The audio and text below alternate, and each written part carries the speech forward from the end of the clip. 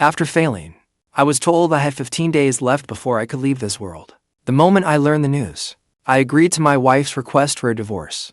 I no longer flew into a rage because she left me to take care of her childhood friend and threw a fit. I no longer raged when she took my money and used it to send her childhood friend traveling for pleasure, until I was hoarse. At first, she even praised me for being considerate, until she smiled and said she wanted to marry her childhood friend, and I still did not react. She started to panic. We are only getting a temporary divorce. It is not like we are really breaking up. GDA only has this one hope. Can't you be a little more generous? Ningbing frowned at me. The system's words were still ringing in my ears. In an instant, I regained much of my reason. Since the mission had already failed, I had no reason to keep entangling myself with Ningbing. Even knowing how unreasonable GDA's demand was, GDA was Ningbing's childhood friend. After he dreamed Ningbing was already married, he panicked badly. He begged Ningbing to divorce me, but Ningbing and I had already been married for 3 years, and now he comes crying about it. It was ridiculous. Even more ridiculous was that Ningbing came straight back and brought it up with me. No wonder she was GDA's devoted childhood sweetheart. Now that Ningbing saw I was not speaking, she grew even more impatient. It is only a divorce. Do you really have to make such a scene? I agreed. It was not worth this much. For so long, she had been entangled with GDA in a murky mess. When we first got married, GDA had already come to make a scene. I was worried the mission would fail, so I paid people to stop him long ago. I had been carefully keeping this marriage intact.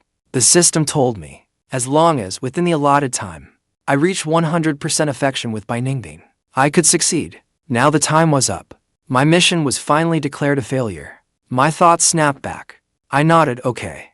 I agree. Ningbing's eyes lit up at once. She immediately took me to the Civil Affairs Bureau. In the car, she fastened my seatbelt. She had a deeply devoted, loyal look on her face. My friends here used to envy that Ningbing and I could end up together. They all praised her as devoted, faithful, ambitious, and good at making money. But only I knew. She was living off me now, eating my food and staying in my home. After I came to this world, I was forced to take over the original body's company and fought my way through it, working from dawn to dusk alone. Only this year did I get any time to rest. Yet they all thought it was her doing, as if without her, I would not exist. The system had told me, as long as the mission succeeded, I could claim a 1 billion yuan bonus and return to the original world. So I never explained that misunderstanding to anyone. In the blink of an eye, I've been here for 6 years. Ningbing still had not fully fallen in love with me. Looking at the divorce certificate in front of me, I still felt a little dazed. Getting married had been so hard back then, and now divorcing was just as easy. Luckily, I only had 15 days left before I could go back. I no longer had to waste my energy to keep scheming around a woman who didn't love me. Ningbing looked calm. She had no intention of driving me back. The moment she opened the car door, she said, "Fang Yuan, GDA wants to go traveling lately." I knew that expression. It meant she wanted money for GDA to spend. Whenever that happened, I knew she'd spend all the money I gave her. She looked entirely justified. "It's just a small amount to you. You're not going to refuse even this, are you? Don't you go blaming him again." After I learned how he felt, I was the one who volunteered to ask you for it. If you want to scold someone, scold me. I cut in coldly. "How much do you want?" Ningbing reflexively rattled off the number. Then she froze. She hadn't expected me not to make a scene this time. Her tone softened a lot. "If you'd been this considerate earlier, wouldn't that have been better? We wouldn't keep arguing." I took out my phone and transferred it to her without hesitation. 3 years of being together day and night had only earned me one word: considerate. When I first came to this world, I didn't understand anything. I relied on nothing but a sincere heart.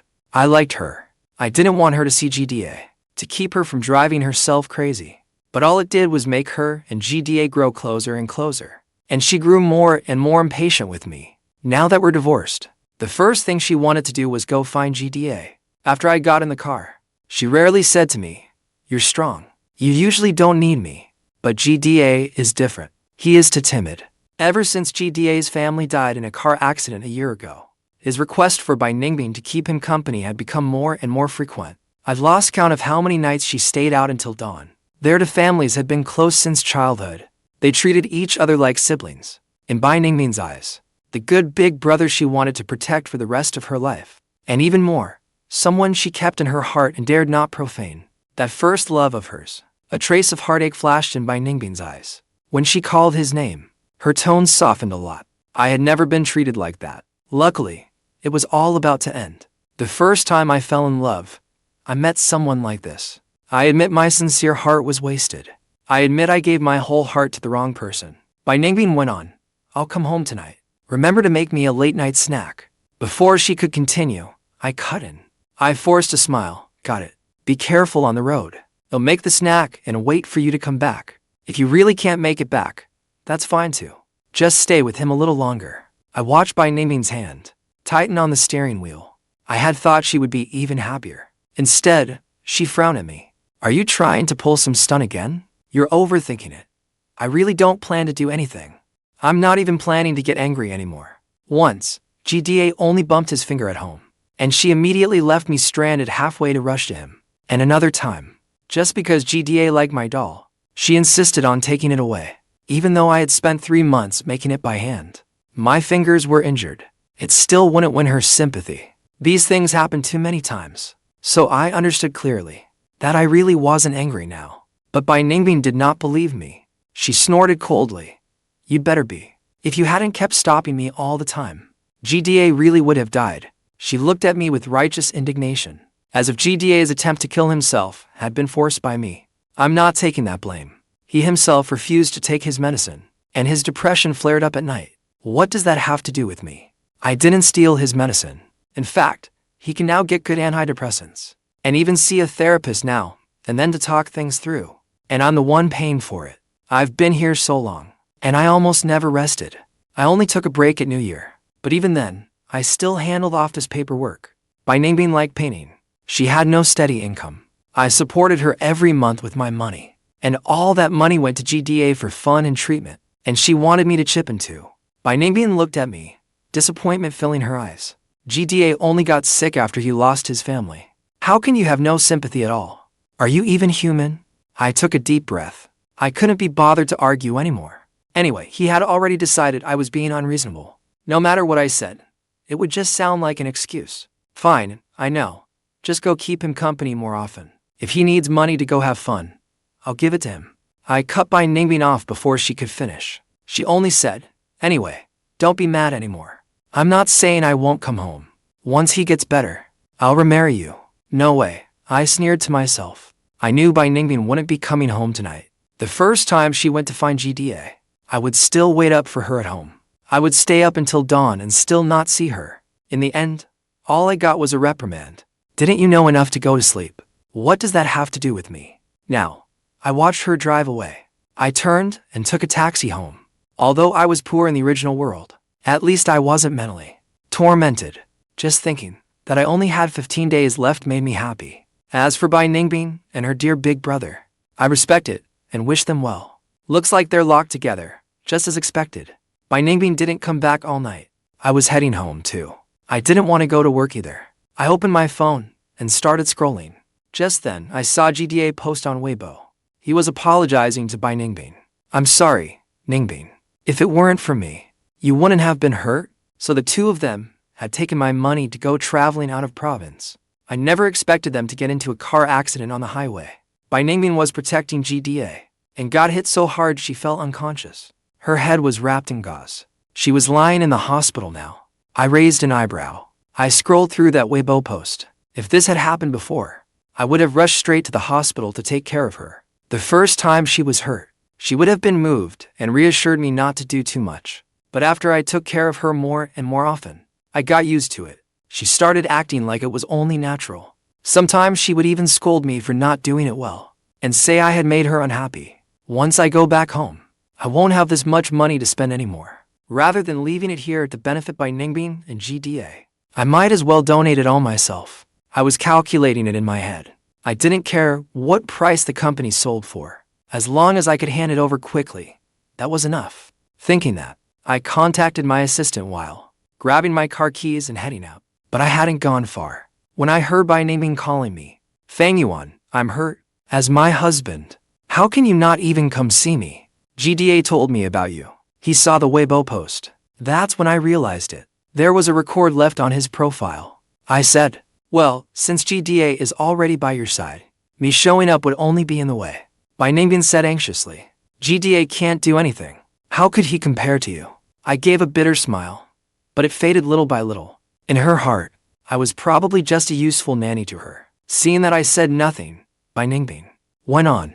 Since you're home right now, make 2 meals and bring them over. Yes, GDA can't do anything. How could he compare to me? I can do everything. I didn't want to argue with her anymore.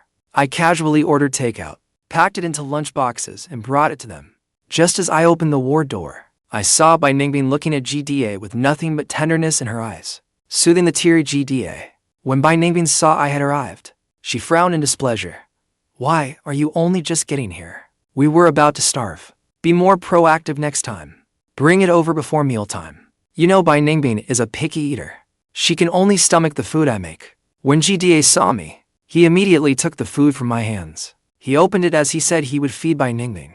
He was deeply moved, but she forced a smile and said no. Then she looked at me coldly. Since you were here, I didn't move. There's still work at the company. Let Mr. G do it. I'm going home soon. Selling the company was even more urgent now. I turned and just wanted to leave. Bai Ningbing frowned and snapped. You're really angry, aren't you? Can't you see I'm hurt this badly? Do you have to pick a fight right now? GDA looked a little flustered. He kept saying, it's my fault, all my fault. I shouldn't have posted on Weibo. Now I've delayed your work, and even made your relationship worse. Let me do it. Bai Ningbing's face darkened even more. This was supposed to be his job in the first place.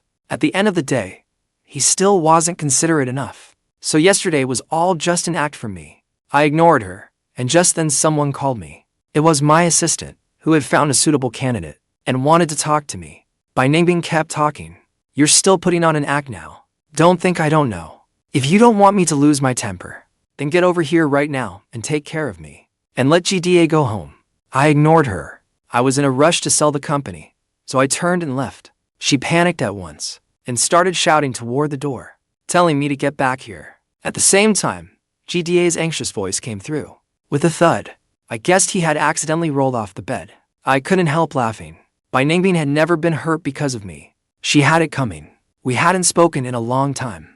I drove around alone, eating, drinking, and having fun. Once I returned to my own world, this kind of luxury would be gone.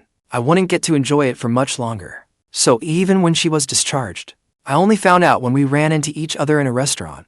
GDA seemed not to notice me. Pointing at the seat by the window, he said, Ningbing, I want to sit here.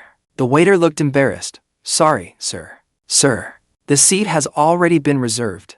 I sat down under all 3 of their gazes. Seeing that, GDA was about to pull Bai Ningbing away. Since this seat belongs to brother, I can take another one. Bai Ningbing held his hand down, and directly ordered me. Get up. GDA likes this seat. Give it to him. There are plenty of other seats. Move to another one.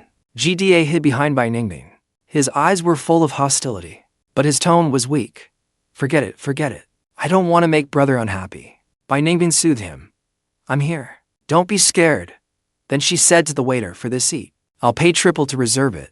The waiter looked troubled, and could only look at me. I shook my head.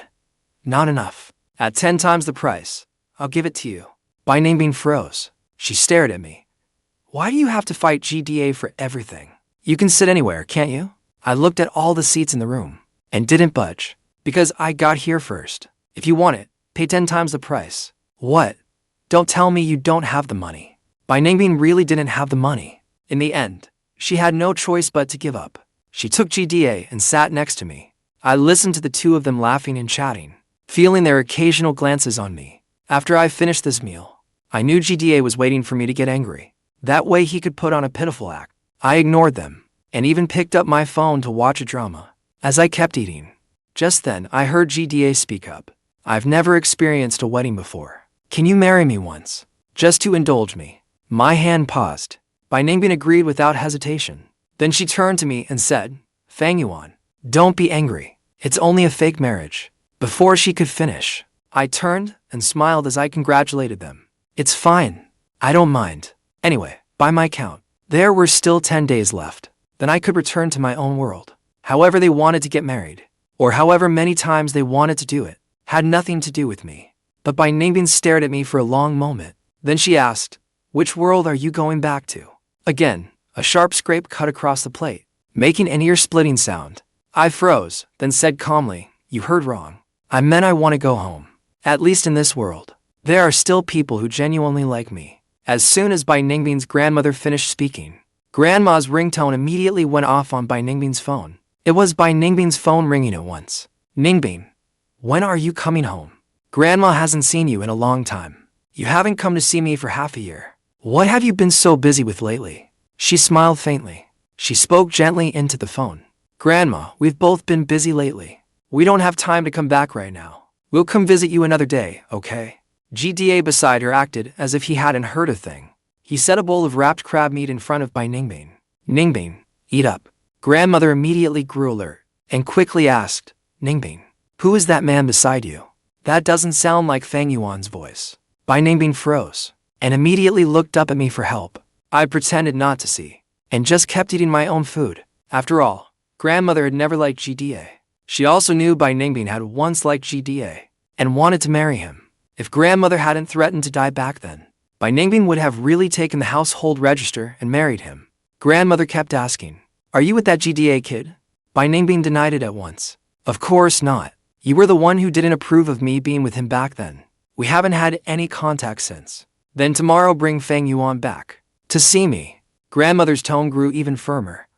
"What are you saying? You've been married for 3 years and still don't want children, fine. That child likes me so much. He must miss me. Without you, he probably wouldn't even feel comfortable with it having come to this." Bai Ningbing had no way to refuse. She could only go along with Grandmother and say, "Fine. Tomorrow I'll definitely go home with Fang Yuan to see you, Grandma." Grandmother was finally satisfied. After a few more instructions, she hung up. GDA, who had been sitting quietly to the side, said magnanimously, "It's okay, Ningbing.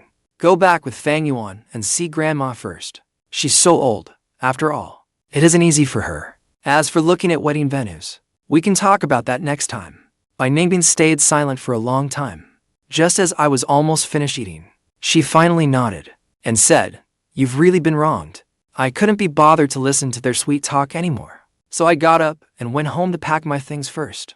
I had just bought myself a new apartment in the west side of the city. Since we were getting divorced, then I might as well make it thorough. 3 years of marriage. I didn't have much stuff. In the entire walk-in closet, my few pieces of clothing were awkwardly crammed beside Bai Ningbing's dresses, looking completely out of place. Looking at the suit I bought for our wedding back then, wrapped in a dust cover and set aside, I could only laugh at myself. As for the wedding dress I had specially ordered back then, she must have thrown it away long ago. Thinking of that, I immediately pulled off the dust cover, grabbed scissors and cut the suit to shreds, then finally tossed it into the trash, satisfied. After everything was packed up, I took my small suitcase, which held the things I'd kept for 3 years, downstairs and looked at the photo displayed in the living room. It was the only photo we had taken in 3 years. A wedding portrait, looking at my own face in it, with its slightly ingratiating smile, and Bai Ningbing's bright smile beside mine. The more I looked, the harsher it seemed. I decisively took the photo out and ripped it to pieces. The next second, the front door opened. "Fang Yuan, what are you doing?" I turned in surprise and met Grandmother's eyes. By the time I finished packing, it was already dark. The streetlight outside the door was dim. I hadn't expected Grandmother to visit Bai Ningbing and me so late at night. I didn't care. Grandmother had been shocked by Bai Ningbing and my divorce. After all, her health had only just recovered. So I openly held the pieces out for Grandmother to see. "This is a photo of me and Ningbing. It's already yellowed. I was planning to replace it." Grandmother glanced at what I was holding, then looked toward the living room. "It's already this late. Where is Ningbing?" Thinking she was probably busy dating GDA right now. Maybe she didn't even plan to come back. I immediately explained, "Don't try to fool me by saying she's still working overtime. You think I don't know anyone at your company? Everyone's been off work for ages." Grandmother angrily thumped her cane several times. "I'm calling her back right this minute." By the time Bai Ningbing rushed back, an hour had already passed. It was obvious. Her dress had just been freshly ironed, and there was a hickey she could not hide. "Grandma, what are you doing here? Didn't Fang Yuan and I say we'd come see you tomorrow?" she said as she pulled her coat tighter and sat beside Grandmother. "Besides, it's so late. At this hour. If you're tired, do you want to sleep first?" Grandmother cut Bai Ningbing off sharply. "How could I possibly sleep? Why do you think I came back? You really don't know in your hearts? Ningbing shot me a reproachful look and asked, did I say something I shouldn't have? I shrugged. How innocent I look. And you still have the nerve to look at Fang Yuan. You're the one who did wrong now. And you still don't know how to repent. If someone hadn't told me, I wouldn't even have known you and Fang Yuan got divorced. You even want to marry that GDA kid. How many times have I told you? That GDA kid is bad news. Why won't you let it go? Ningbing's expression changed. But she quickly went on. We all agreed to this. And this is only a fake marriage. He has depression. His condition has only gotten worse over the years since I got married. It only got a little better after I divorced. The doctor also suggested we get married to help with his treatment. Grandma, I can't just leave him alone. I stood off to the side, not saying a word, just still gripping the suitcase handle, ready to leave. Grandmother doesn't believe you at all. Don't think I don't know GDA was doing it on purpose. You were the one who had to throw yourself at him. What's more, Fang Yuan liked you so much. How could he have genuinely wanted a divorce? So, you could be with GDA. It had to be you who lied to him. Ningbing fell silent. She instinctively looked at me for help. Only then did I speak up to explain. Grandma, this really was my own decision. Don't make things hard for Ningbing.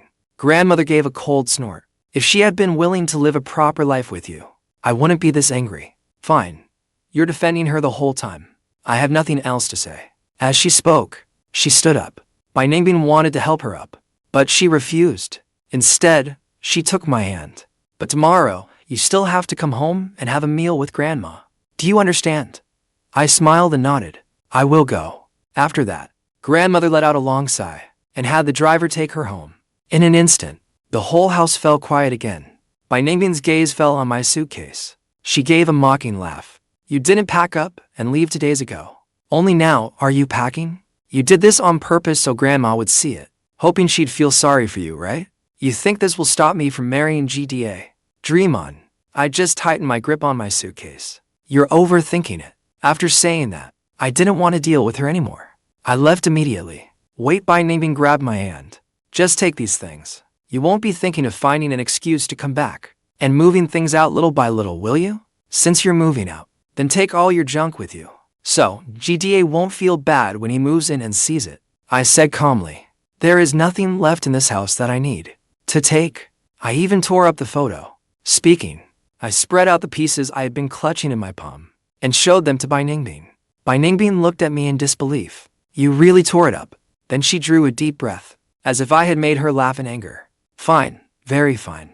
Now, you want to make this fake divorce look like a real one. Since you really want to leave, then leave completely. Never come back. I nodded in understanding.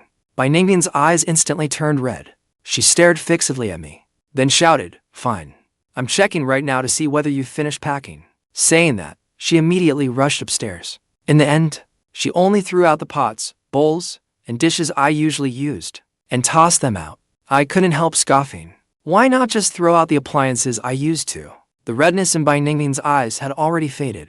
She looked at me fiercely. I'll throw them out tomorrow. If necessary, I'll smash them. I didn't say anything else. After gathering up the junk on the floor, I left with it. The moment I stepped out the door behind me slammed shut. The night in this neighborhood was quiet. There wasn't even the sound of insects, nor any wind. It was so still I could only hear my own breathing, ragged and fast. I felt my hands trembling. All of a sudden, I felt a little lost too. For 6 years, I'd been revolving around her. For a moment, I actually didn't know how one person should live. I lowered my head and looked at the appliance in my hands. Actually, even in my original world, I was not very good at cooking. Even though I worked a 9-to-6 office job, I usually just got by however I could. The day I seriously learned to cook was the day I learned Ningbing had a delicate stomach. To win her over, I nearly blew up the kitchen. The house behind me had originally been mine too.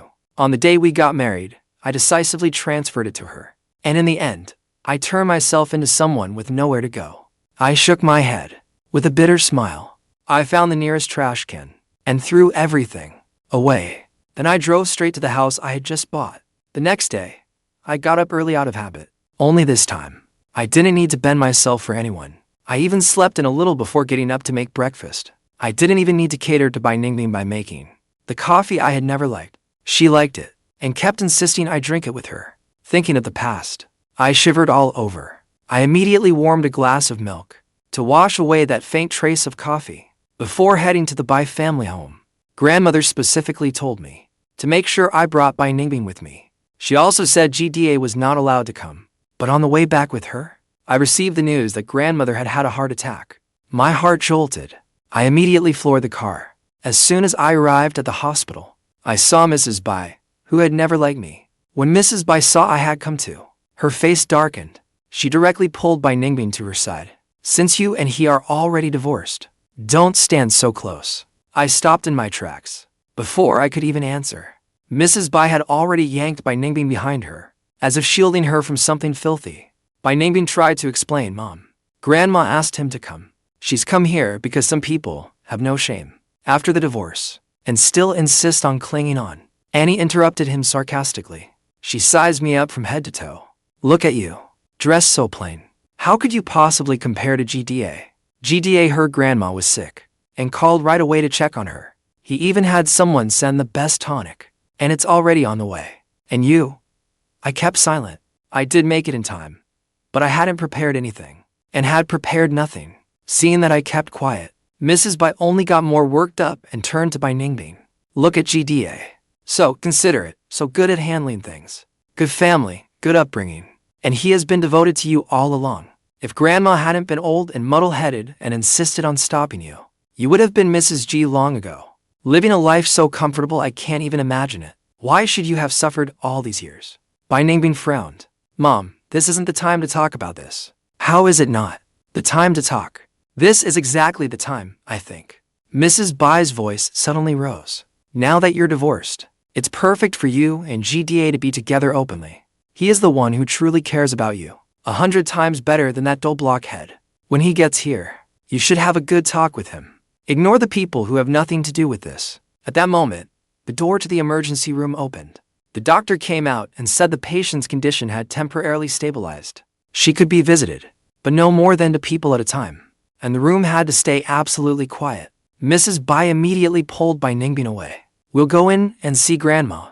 She glanced at me. You can wait outside. Don't come in and get in the way. Bai Ningbing was dragged along by her mother. She hurriedly looked back at me once. Her expression was a little complicated, but she still followed her mother into the ward. I leaned against the wall. The smell of disinfectant in the hallway was strong. After a while, my phone vibrated once. It was a message from my assistant. It reminded me I had an afternoon appointment with the buyer to discuss the company transfer. I put my phone away. I glanced at the tightly closed ward door. Then I turned to leave. Since I wasn't needed here, and grandma's condition had stabilized, I should go deal with my own matters. The elevator doors dinged open. Just as I was about to step in, a nurse leaned out from behind me. Who is Mr. Fang Yuan? The patient is awake. She specifically asked to see him. Mrs. Bai's voice immediately came from inside. Oh, nurse, did you hear wrong? My mother just woke up. She's still a little confused. The person she most wants to see is definitely her grandson. The nurse repeated firmly. The patient is very clear-headed. She clearly said she wanted to see Mr. Fang Yuan first. I stopped in my tracks. I looked at Bai Ningbing and her mother. Mrs. Bai did not look pleased. Bai Ningbing, though, seemed a little surprised. She hurriedly nudged me. Grandma's calling for you. Hurry in. I turned back. She reluctantly opened a narrow gap. Then she warned me in a low voice. The old lady has only just stabilized. When you go in, watch your words. Don't upset her again. Don't say what you shouldn't. I didn't answer. I gently pushed the door open and went in. The ward was very quiet, with only the regular beeping of the monitors. Grandma was lying in the hospital bed, her face still pale, but her eyes were clear. She saw me and weakly moved her fingers, gesturing for me to come over. I walked to the bedside, bent down, and said, Grandma, how are you feeling? Is there anywhere that still hurts? Grandma gently shook her head. Her breathing was a little weak, and her words were slow, but every word was clear. I'm fine, Grandma said. It's just an old problem. I scared you, didn't I? As long as you're okay, that's what matters. I took her outstretched hand. Her hand was very cold. I carefully cupped it in my palm to warm it. Grandma let out a breath. Her gaze lingered on my face for a while, full of heartache. You poor child, you've suffered. That muddle-headed fool Ningbing, and the things his mother said. Don't take any of it to heart. I shook my head. No, Grandma, don't overthink it. Rest well. I know how wronged I was. I know that myself. Grandma sighed. Her breathing grew a little faster again. I quickly and gently rubbed her chest. She caught her breath and continued talking about the divorce. Grandma knows. It wasn't your fault. It was Ningbing who lost her head. Grandma, this is over already. I soothed her softly. What matters now is that you get better. When you're better, I'll come see you again. I'll keep you company and play chess. But Grandma held my hand tightly. Her eyes were pleading. Fang Yuan, give him one more chance, okay? That GDA is no good. Ningbing will understand sooner or later. Just wait for him. I looked at Grandma's earnest, frail face, and it felt like something had clogged my chest. I couldn't tell Grandma that in 13 days, I would leave for good. I could only force a smile. I answered vaguely, Grandma, you should focus on recovering first. We can talk about all this later. You're a good child. It's just bad luck that you got sick. Grandma said, her eyes growing a little wet. In this family, you're the only one who truly remembers me. As for this old woman, you always remember every time you come that I love the walnut pastries from that old shop. GDA is all talk. As long as you like it, Grandma. I pulled out a tissue and gently wiped the corner of her eye. Just then, the noise outside grew louder. It sounded like Mrs. Bai was urging someone on. Grandma heard it too. She sighed. Then she squeezed my hand hard.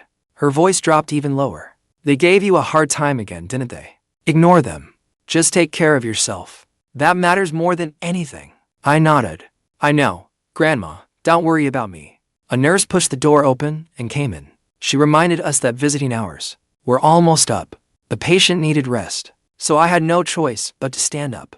Grandma, get some good rest. They'll come see you again next time. Grandma reluctantly let go of my hand. Her eyes followed me the whole time. You have to come, all right. Fang Yuan. Absolutely, I nodded. Then I left the ward. Outside the door, Mrs. Bai and Bai Ningbing were talking about something in the stairwell corner. She said you finally managed to divorce Fang Yuan. So why are you still dragging your feet about registering the marriage with GDA? Bai Ningbing's coy voice drifted over. Mom, this kind of thing has to be done on an auspicious date. I think tomorrow is pretty good. It's rare that GDA is willing to wait for you. Why aren't you holding on to him? Could it be you really want to be tied to that nouveau rich for life? I hid off to the side. I clenched my fist without thinking. The nouveau rich they were talking about was me. The original body's owner was far more capable than I am now. He came alone from the mountains to make his way in the big city, worked nonstop for 2 years, and founded his own company. Then, in another 2 years, he grew that company bigger and better. He even got to know Bai Ningbing's grandmother, and I'm just a wage slave who has to go to work every day. Before you know it, years go by. Just keeping it afloat is hard enough. But all those years of effort and hardship from the original owner, in front of a real wealthy family, were still just that, nouveau rich. Bai Ningbing stayed silent, saying nothing. My heart sank too. What was I even hoping for? I gave a bitter smile and shook my head. Just as I was about to leave, I heard Mrs. Bai speak again. Now that you're divorced, find a way to take his company from him. Our family company hasn't been doing well lately. Bai Ningbing cut her off. They'll marry GDA. As for the company, they'll figure something out. Hearing that, Mrs. Bai finally let out a breath. Good, as long as you're thinking it through. All right, go see your grandmother. I heard their footsteps getting closer and closer. I left silently. I hurried toward the elevator. Just as I pressed the elevator button, my phone rang. It was Bai Ningbing. I answered it. Don't take Mom's words to heart. Don't take it to heart. Her voice came through the receiver. There was no emotion in it. It sounded more like a routine notice. She even couldn't be bothered with those words about a nouveau rich and taking the company, to hide them or explain them at all. She was just anxious. Grandma had spoken a little too harshly. You know she has never liked you. I looked at my reflection in the elevator doors. My face was blank, but I was still a little surprised. She was actually explaining this to me. Even before now, she would have been impatient. Got it, I replied flatly. There was a few seconds of silence on the other end. She seemed not to have expected that reaction from me. In the past, I probably would have asked bitterly in your eyes, am I also a nouveau rich you can calculate however you like? Then she would have snapped at me even more impatiently, saying I was oversensitive, overthinking, and immature. But now I was just waiting to hear what else she wanted. Sure enough, she paused. Her tone turned stiff as she changed the subject. Grandma is fine for now. With Mom and me here. You can head back first. Okay, I answered promptly. She paused again, like she had drawn back her fist to punch, only to slam it into cotton.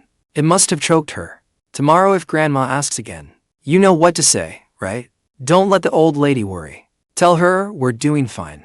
Just that I've been busy with work lately. I finished the script she had prepared for me. She seemed to breathe easier, yet somehow even more displeased. In the end, I only dryly said, I'm hanging up, half as an explanation, and cut the call. The elevator doors opened right on time. I stepped inside. The cramped space held only me. It was quiet enough to hear my own breathing. At least, for this moment, it was peaceful. The afternoon talk with the buyer had gone smoothly. The price was even a little higher than expected. The other side was very pleased. They wanted to get the paperwork done as soon as possible. That suited me perfectly. After signing the preliminary letter of intent and coming out, the sky was already darkening. I had just gotten into the car when my phone rang again. It was by Ningbing again. I frowned. I answered, Where are you? Her voice carried a trace of barely hidden impatience. The background was noisy. She seemed to be outside. I'd just finished work. What is it? GDA isn't feeling well. I took him home. Something seems to have burst in his place. The whole house is flooded. She spoke very fast. I can't leave at all. Go over there and see what's going on. Call someone to fix it. I gripped the steering wheel and didn't answer right away. GDA's apartment was something I had paid for in full back then because of by Ningbing. Now the pipe had burst, and I was expected to handle that too.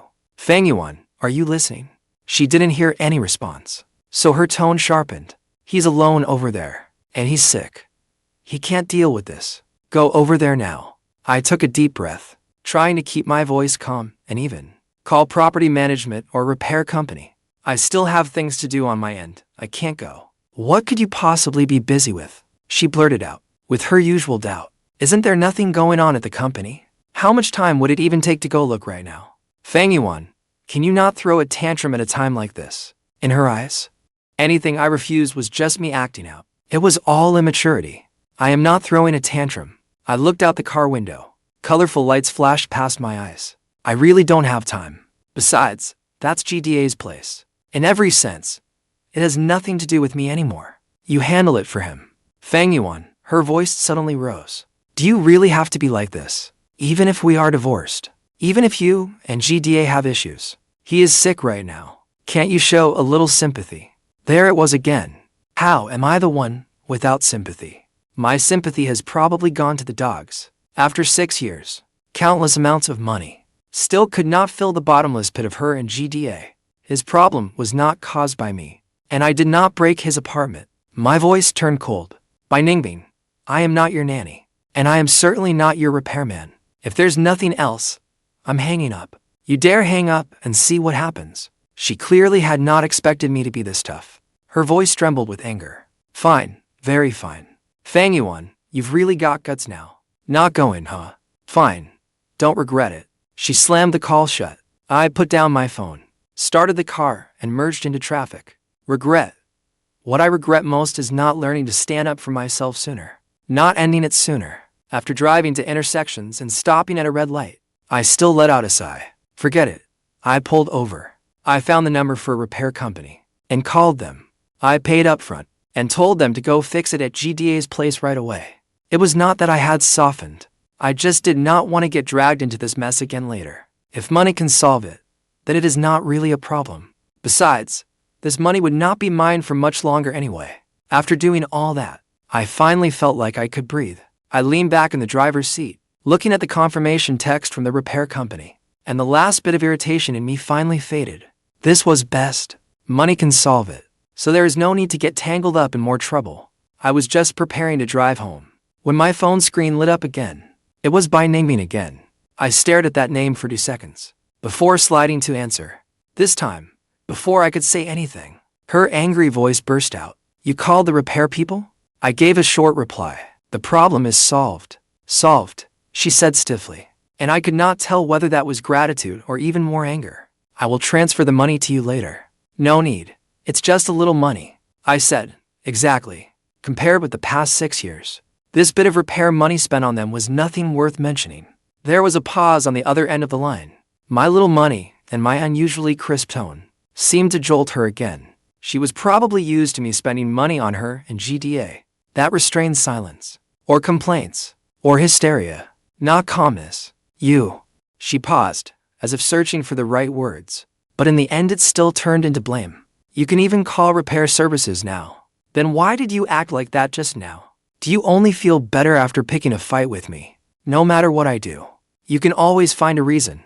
Calling repair services gets me blamed, and that is somehow right. If my attitude is bad, then I am guilty of everything. I do not want to argue.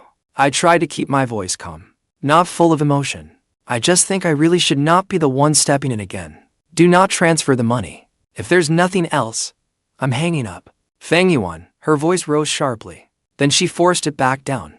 It carried an impatient kind of compromise. Fine, let's not talk about this. Are you going to the company tomorrow? My heart gave a small jolt. My tone stayed flat. I have something to handle. She gave a short reply, as if it were just a casual question. Then she went on in that matter-of-fact tone and ordered.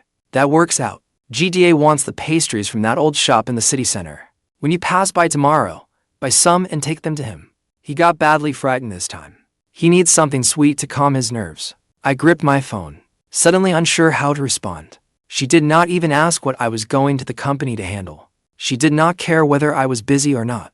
The moment she heard I was going to the company, she immediately thought of sending me to run errands for GDA. Seeing me agree so readily, his tone took on that familiar note of reproach again. What is wrong with that? That shop is on the way. It will not waste much of your time. He needs someone to look after him right now. Can't you just? By Ningbing, I interrupted her, my voice carrying a chill even I had not noticed. I am going to work. I am not going there to run errands. If he wants to eat, he can order takeout himself, or you can go buy it. The line went completely quiet. I could only hear her breathing, a little heavier than before. Fang Yuan, what is wrong with you now? Did you swallow gunpowder? I only asked you to buy something.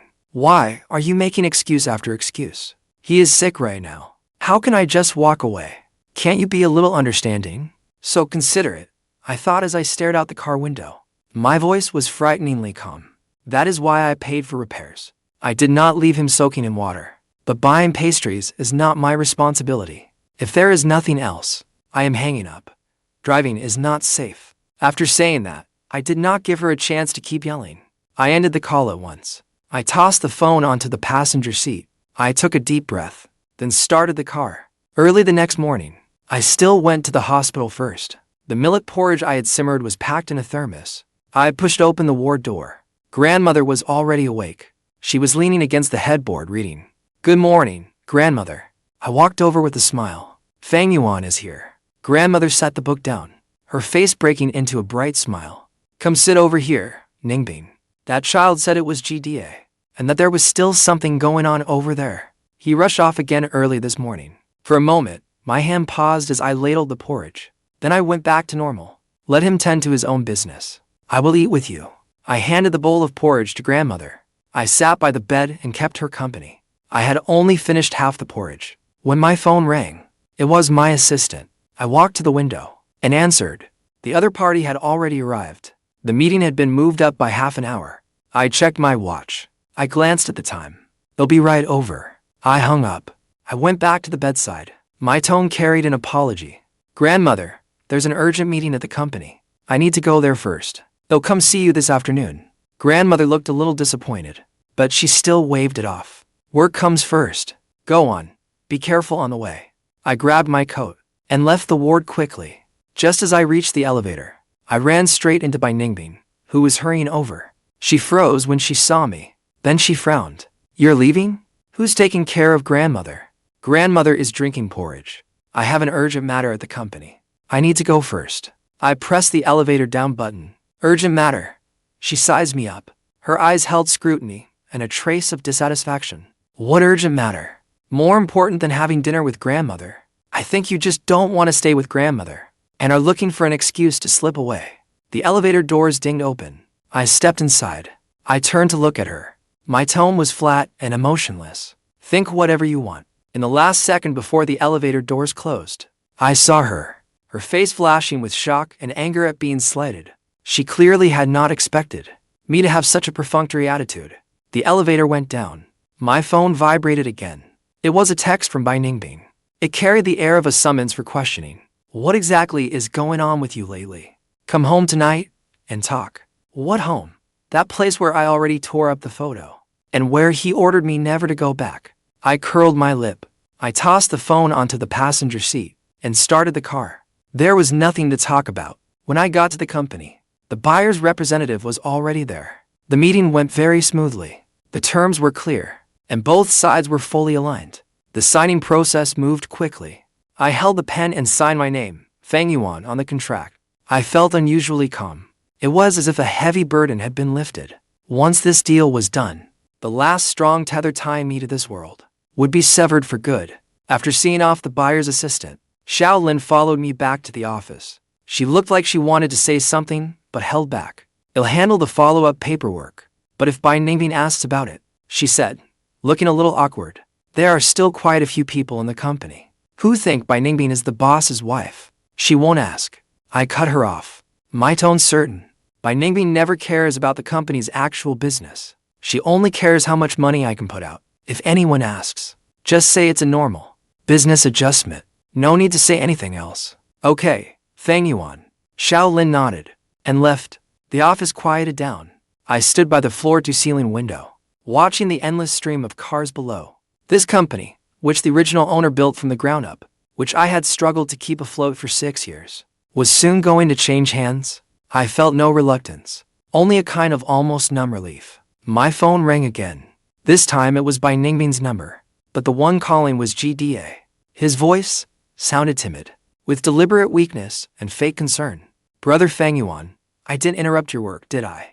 I asked, emotionless. What is it? It's just that Sister Ningbing seems angry with you. She was in a very bad mood when she came back. She probed cautiously. Were you two arguing yesterday because of the repairs and the pastries? I'm sorry. This is all my fault. It has nothing to do with you. I couldn't be bothered to listen to that fake sweet manipulative talk. If she's angry, that's her problem. But Brother Fang Yuan, Sister Ningbing actually cares about you. She just won't say it out loud. GDA kept playing peacemaker on the other end, his voice soft and weak. Come back tonight and coax her a little. She responds to softness, not force. I can stay at a friend's place for one night. It's fine. I could almost picture her expression right then. It had to be that look of swallowing her pride, as if she were sacrificing so much for my sake. What are you telling Fang Yuan for? Bai Ningbing's icy voice came through. My voice turned cold too. That's your house. Your business. It has nothing to do with me. I'm busy. Goodbye. Before he could say anything else, I hung up straight away.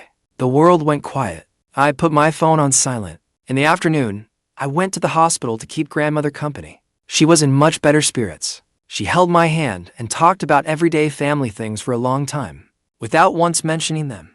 Bai Ningbing and GDA at all only kept reminding me to eat on time and get plenty of rest. I ate dinner with her. I left only after she grew tired and fell asleep. After I walked out of the impatient building, the night wind carried a chill. I took a deep breath. I was about to go get my car when I saw Bai Ningbing, her familiar black sedan parked by the curb. She opened the door and got out and walked straight up to me. Under the streetlights, her face was hard to read.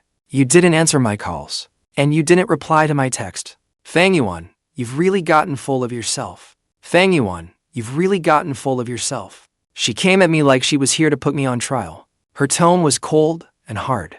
My phone was on silent. I didn't notice. I told the truth. I didn't notice. Or were you deliberately ignoring me? She stared at me, trying to find the slightest clue on my face. GDA said you were really rude to him today. He was only trying to smooth things over between us. Why did you take your anger out on him? GDA again.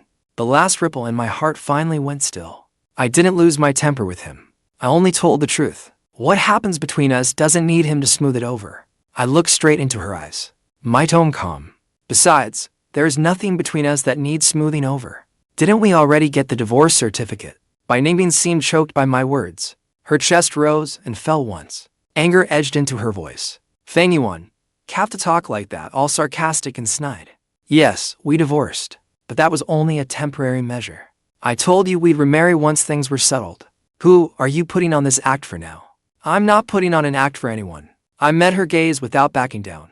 I just accepted the facts. By Ningbing, it's over between us. It's truly over. Stop thinking about how we'll remarry later. There is no later. She stood frozen. It was as if she had finally understood what I was saying for the first time. Fine. Fang Yuan, you've got guts. She laughed in furious disbelief. Those are your words. Don't regret it. When the time comes, even if you come crawling back and beg me, I still won't look back. After saying that, she spun around abruptly, pulled open the car door, and got in. The engine roared. The car shot forward and vanished quickly into the night. I stood there in place. The night wind lifted the hem of my clothes. My heart felt hollow, but strangely light. I finally said it, and now I only had 8 days left before I could go home. The next second, I fainted at the hospital entrance. When I opened my eyes again, all I saw was a blinding white. The familiar ceiling made me realize at once that I was lying on a hospital bed. Fang Yuan is awake. Do you feel uncomfortable anywhere? Grandmother's anxious, worried voice came to me. She was looking at me with deep concern, as if afraid something had happened to me. Do you know how scary it was for you to suddenly faint at the hospital entrance? Luckily, someone passing by saw you, or I would have been heartbroken. I heard from Lin Wei that you make nutritious meals every day. How could you faint from malnutrition? I lay in bed, blinking in a daze. By Ningbing, who had gone and come back again, stood beside me. She let out a scoff. Putting on an act, are you? You just want to force me to look at you a few more times. I even canceled the marriage registration with GDA again. I'll stay here and keep you company. I gave her a cool glance and said calmly, if you're going, then go. Don't come back later saying I held you up. After all, Mrs. Bai can't wait. Bai Ningbing choked on my words for a moment, and her face darkened even more. Fang Yuan, stop pretending to be so generous here. You think this makes me look unreasonable? I should be asking you that. Why is it that every time you make my lunch, you refuse to eat properly yourself? Do you know how weak you are right now? If I hadn't asked the servants at home, I wouldn't have known you'd gone a whole year without lunch. Not to mention breakfast. You don't even eat dinner. What? Are you trying to cultivate immortality or something? Suddenly, I thought of myself over these past years. I had spent them all buried in work. It really had been a long time since I tasted lunch. The first time I skipped a meal, I still remembered. That day, by chance, I happened to scroll past a Weibo post about GDA coming back from abroad, and the familiar hand in the lower right corner made me freeze right there. I couldn't believe it. She was also going abroad, and Bai Ningbing, supposedly on vacation, was walking with GDA. That was the first time I called to check up on her. I asked calmly where she was. Bai Ningbing's impatient voice came through. I'm already back in the country. I just hadn't had time to tell you yet. You didn't need to keep calling and asking, did you? Then I heard GDA's voice on the other end say. I clenched my fist suddenly. I couldn't believe it was real. My wife was actually hiding this from me, traveling abroad with another man, and I had no idea about any of it. After I said a few random words, I hurriedly hung up. I sat there alone for a long time. It was only then that I finally understood why the progress bar had never budged. Because there was someone on the other end. I just wasn't willing to accept it. So over that year, I treated him better and better. But I treated myself worse and worse. Until the system sealed my fate. I still couldn't beat GDA. Thinking of that, I said nothing. I just pressed the call button. The nurse came in quickly. Seeing that I was awake, she let out a sigh of relief. Mr. Fang, how are you feeling? You suddenly fainted. It was hypoglycemia, combined with overexhaustion. Have you not been resting well lately? Grandmother immediately took my hand. Her eyes were already red. Did this child stay up all night working again? No matter how busy the company is, you still have to take care of your health. Bai Ningbing stood off to the side with her arms crossed. Her tone was stiff. What could happen to him? Isn't he just trying to win sympathy? The nurse frowned. She looked at Bai Ningbing. Ma'am, the patient needs rest and quiet recovery. He shouldn't be emotionally agitated. Grandmother also turned and glared at Bai Ningbing. Enough, keep quiet. Can't you see Fang Yuan is still pale? Bai Ningbing pressed her lips together. In the end, she said nothing else. She just turned her face away and looked out the window. I said softly to grandmother that I was fine. I was just a little tired. I'll be fine after a good sleep. Grandmother patted the back of my hand. Her voice was full of heartache. Once you're discharged, move back to the old mansion for a few days. I'll make you soup and help you recover properly. I smiled. I neither agreed nor refused. Just then, my phone buzzed. It was my assistant, Shaolin. I answered. He sounded a little anxious. There's a problem with the Fang group transfer paperwork. We need you to come by as soon as possible. Okay, I'll be there right away. I hung up. I got out of bed. Grandmother quickly stopped me. You just woke up. Where are you going again? There's something urgent at the company. I'll be back once it's handled. Ningbing finally turned back around. She sneered. The company again. Are you really that busy? You don't even care about your own body anymore. I answered her while changing clothes. It'll be better once this stretch is over. She seemed to be completely irritated by how unresponsive I was. She snatched up her bag. Fine, do your work. I'm not getting involved anymore. After saying that, she stormed out and slammed the door. Grandmother sighed. She didn't try to stop me again. She only told me to come back early. Grandmother left soup for you in the kitchen. I nodded. I left the hospital soon after and rushed to the company. Shaolin was already waiting. There was no major problem with the paperwork, but it needed my personal confirmation. By the time everything was handled, the sky had already gone dark. Shaolin hesitated for a moment, then still spoke up. Ningbing called this afternoon. She asked whether you were at the company. What did you tell her? I said you were in a meeting. I nodded. Good call. I walked out of the company building. The night wind was a little cold. I stood by the road waiting for a car. I never expected to see Ningbing's car again. She didn't get out. She just rolled down the window. Her voice was calmer than it had been that evening. Get in. I have something to say. The air in the car seemed to freeze. Ningbing's fingers tapped the steering wheel absently, making a faint tap-tap sound. I went to your company today. She finally spoke. Her voice was lower than usual. The receptionist said you were in a meeting, but I heard two employees in the hallway say the company was going through handover paperwork. I fastened my seatbelt. I gave a soft hum in response. She turned to look at me. The streetlight outlined her tightly pressed lips. What do you mean? What handover paperwork? I sold the company, I said flatly. The sound of her tapping the steering wheel stopped abruptly. Even such sudden news is hard for anyone to accept. After all, the company was thriving, but I just wanted to blow that money and live out the rest of my days. Sold it, she repeated, as if he hadn't understood the word. When did this happen? Why didn't anyone tell me? My company? Did I need anyone's permission? Your company? Her voice suddenly rose. There was my own hard work in it too. These past few years. What exactly do you mean? Blood, sweat, and tears? I cut him off. My tone was calm. Was it me wiring your living expenses to your card on time every month? Or the extra money I gave you so you could buy things for GDA? Or paying for those flowers of yours that never sold at all? And the framing costs? It was as if she'd been slapped. Her face turned white in an instant. How can you say that? I've contributed to this family too. Yes, I did. I nodded.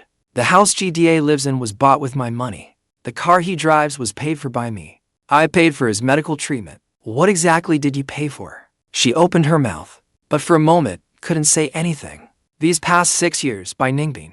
Besides constantly asking me for money to subsidize GDA. What else did you ever contribute to this family? Did you cook a single meal? Did you ever sweep the floor once? Even your meager salary couldn't even cover the gas for your own car. She gripped the steering wheel hard, her knuckles turning white. So selling the company was your revenge on me? Just because I don't love you? Because I have someone else in my heart? I couldn't help laughing. Not because it was funny, but because it was absurd. You think far too highly of yourself. I sold the company because I didn't want to be a sucker anymore. After all, I paused and looked at her. We were divorced. I have no obligation to keep supporting you and that GDA of yours. You bastard. She exploded suddenly. Her palm slapped the steering wheel, and the horn let out a shrill blare. Yes, I spent your money. But wasn't it because you gave it to me willingly? When we got married, you said mine was yours. Now you're acting like the victim? Yes, I gave it willingly. I nodded. So I deserved it. She seemed choked by my words. Her chest rose and fell violently. Her eyes glittered with moisture in the dim light. I thought she was going to cry, but she didn't. She just stared dead ahead. How much did you sell it for? She suddenly asked, her voice hard and cold. Enough for me to live the rest of my life in comfort. And then what? You just plan to walk away like this? 6 years, Fang Yuan. A full 6 years. And you don't feel even a little attached. I was silent for a while. Outside the window, a couple walked past, holding each other. Their eyes curved with laughter. There used to be, I said softly. But not anymore. She said nothing more. She just started the car suddenly. She floored the accelerator. The car shot forward. We didn't say another word on the way. When we reached the building of my new home, she hit the brakes, but didn't unlock the door. So for these 6 years, in your eyes, I was just a vampire, right? She stared straight ahead. Her voice, a little hoarse, only knew how to spend your money, while still having someone else in her heart. I didn't answer. She gave a sudden laugh, full of self-mockery. Fine, if that's what you think. I have nothing more to say. The door lock clicked open. I pushed the door and got out. The night wind hit me in the face. Her voice came from behind me, light but clear as it drifted into my ears. Fang Yuan, you never believed I'd really fall in love with you, did you? You had already told me the answer, didn't you? I closed the car door. I didn't look back. Her car stayed there for a few seconds, then quickly disappeared into the night. I stood downstairs, lit a cigarette, and nicotine flooded into my lungs. It stung a little, but it kept me clear-headed. My phone vibrated in my pocket. It was grandmother's text, saying she had been discharged too. In the swirling smoke, I slowly typed back. Okay, 6 days left. I counted down in my head. The day grandmother was discharged. I drove to pick her up. Grandmother was in high spirits. And on the way, she kept talking about making soup to nourish me. As soon as the car stopped, at the gate of the Bai family old mansion, I saw Bai Ningbing's car had arrived too. She helped GDA out of the car, moving with exaggerated care. The smile on grandmother's face faded a little. The dinner table made the atmosphere a little awkward. Grandmother served me a full bowl of soup and added a lot of dishes. Fang Yuan, drink more. Look how much weight you've lost lately. I lowered my head and drank the soup. It really was good. It had been simmered for a long time, a proper slow simmer nourishing soup. Has the company been busy lately?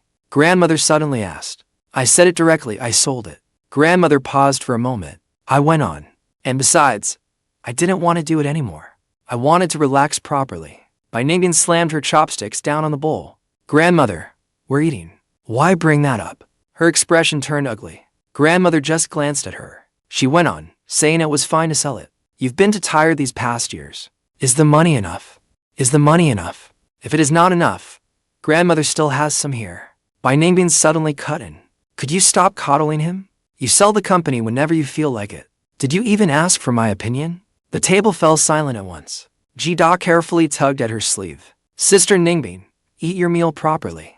Grandmother set down her spoon. Her voice was calm, but carried unquestionable authority. Ningbing, since when does Fang Yuan's company need your opinion? Bai Ningbing's face flushed red at once. Haven't I contributed anything to this family over these 6 years? Now he says sell it, and that's that. What does he take me for? What exactly have you contributed to this family? Grandmother looked at her. Her gaze was sharp. Do you come home to eat every day? Or have you ever cooked a single meal for Fang Yuan? These past few days while I was in the hospital, how many times did you come to see me? And how long did you stay each time? Bai Ningbing opened her mouth, but no words came out. Fang Yuan, on the other hand, grandmother went on, came every day to keep me company and talk to me. He brought me the pastries I like. At night, he stayed by my side and refused to leave. Anyone who did not know better would think he was my own grandson. Bai Ningbing's face darkened. Grandmother turned to me. Her tone softened. If the money is not enough, you must tell grandmother. I shook my head. I won't need much. Don't worry about it. Bai Ningbing shot to her feet. The chair scraped across the floor with a grating screech. Yes, you're all family. I'm the only outsider. Her voice was thick with tears. Anyway, you've never thought much of me. You think I'm not good enough for you. Ningbing. Grandmother's expression darkened. Ningbing. But Bai Ningbing had already turned and stormed out of the dining room. GDA hesitated for a moment, then followed after her. Only grandmother and I were left in the dining room. The old lady sighed. She gently patted my hand. You've been wrong, child. I shook my head. Then I lowered my head and kept drinking the soup. The soup was still warm, but it didn't taste quite as good anymore. Outside the window, I heard a car start up. It soon faded into the distance. Grandmother looked out the window, muttering to herself, when will that child ever grow up? Grandmother's voice carried fatigue and helplessness. Ignore him. The older he gets, the less sensible he becomes. Fang Yuan, eat more. I took the bowl, but I felt a bitter tangle of emotions inside. The soup was delicious, and grandmother's care was genuine too. But that strange emptiness still would not go away. Maybe it was because I knew I would not be able to enjoy warmth like this for many more days. Grandmother, I'm fine. I smiled at her. You've only just recovered. Don't worry about our affairs. How could I not worry? Grandmother sighed. That child has been spoiled rotten by his mother, and that GDA. He cannot see who is truly good to him. I did not answer. I just ate in silence.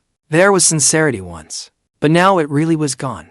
After dinner, I sat with grandmother in the living room for a while. When I saw she looked a little tired, so I stood up to take my leave. Grandmother insisted on seeing me to the front gate. She held my hand and reminded me again and again to come back for meals often. Take good care of yourself. On the drive back to my new home, the night was already deep.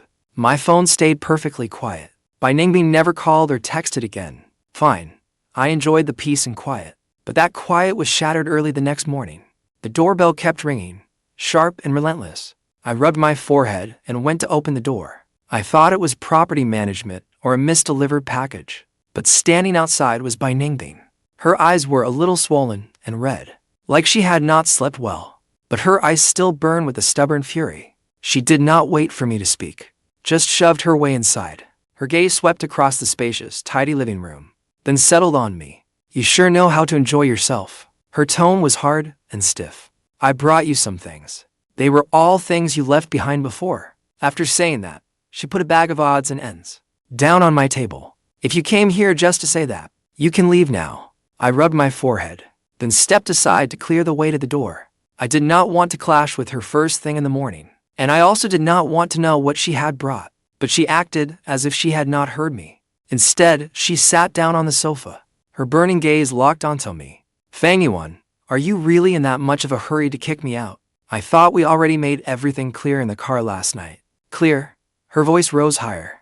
I don't understand. Just because I took care of GDA, you had to take it this far. Sell the company, move out. And even grandmother took your side and blamed me. Yes, I did spend a lot of your money. But Ningbing, I am not someone who can't live without you. Was it really necessary to humiliate me like this? I looked at her and suddenly found it a little ridiculous. Even now, she still thought I did all this just to act out of spite, just to humiliate her. Ningbing, I said, keeping my voice as steady as I could. Whether you can live or not has nothing to do with me anymore. I sold the company, and I moved out only for myself. Please stop assuming things. That seemed to sting her. She shot to her feet. Fang Yuan, 6 years. Even a dog would have feelings after 6 years. Are you really that cold-blooded? Just then, the doorbell rang again. We both froze. This new home of mine was almost unknown to anyone. I walked over and opened the door. Outside stood a young woman in a sharp professional suit, smiling brightly. She was also carrying an exquisite food box. Good morning, Fang Yuan. I did not expect you to really live here. She spoke briskly, with an open, easy smile. I'm Lin Wei, the representative who finalized the handover paperwork with you yesterday. Washang Capital happened to be passing by nearby, and I remembered you once mentioned this neighborhood, so I thought I'd try my luck. I brought you breakfast, as a little celebration for a smooth partnership. Her words were crisp and neat. Her gaze swept openly over me and the house. When she saw Ningbing standing in the living room, the smile on her face did not change at all. She only nodded politely. Hello. Ningbing's face darkened instantly. She looked Lin Wei up and down, her eyes full of wariness and scrutiny. Manager Lin. I stepped aside and invited her in. You're too kind. Please come in. Lin Wei smiled and came inside. She set the food box on the entryway cabinet, with no intention of going farther in. No. I just dropped these off on the way. I still have to head back to the company for a meeting. Mrs. Fang. Her gaze turned to Ningbing. Her smile was still perfectly polite. Ex-wife, I corrected her calmly. A perfectly timed flash of surprise crossed Lin Wei's face. Then she immediately took the hint. Sorry, then I won't disturb you. Try the breakfast. I bought it from that very famous Cantonese tea restaurant. If anything comes up later, call me anytime. After saying that, she nodded at me. Then she gave Ningbing a polite smile. She turned and left without hesitation. The door closed, shutting out the bright morning light outside. The atmosphere in the living room was even more stifling than before. Ningbing stared at the closed door, then suddenly turned back to look at me. A mocking curve lifted the corner of her mouth. All right, Fang Yuan, you're fast. The company has barely been sold, and your new flame is already showing up. And she is a young, beautiful manager, no less. No wonder you were dead set on divorcing.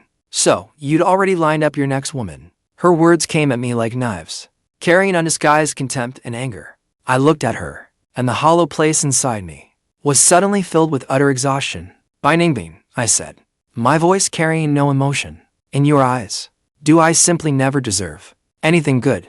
Whether it's the company or a fresh start, and she's only my business partner. A business partner. By Ningbing seemed to have heard the funniest joke in the world. She let out a scoff. Do you think I'm stupid? The look in her eyes was obvious to anyone.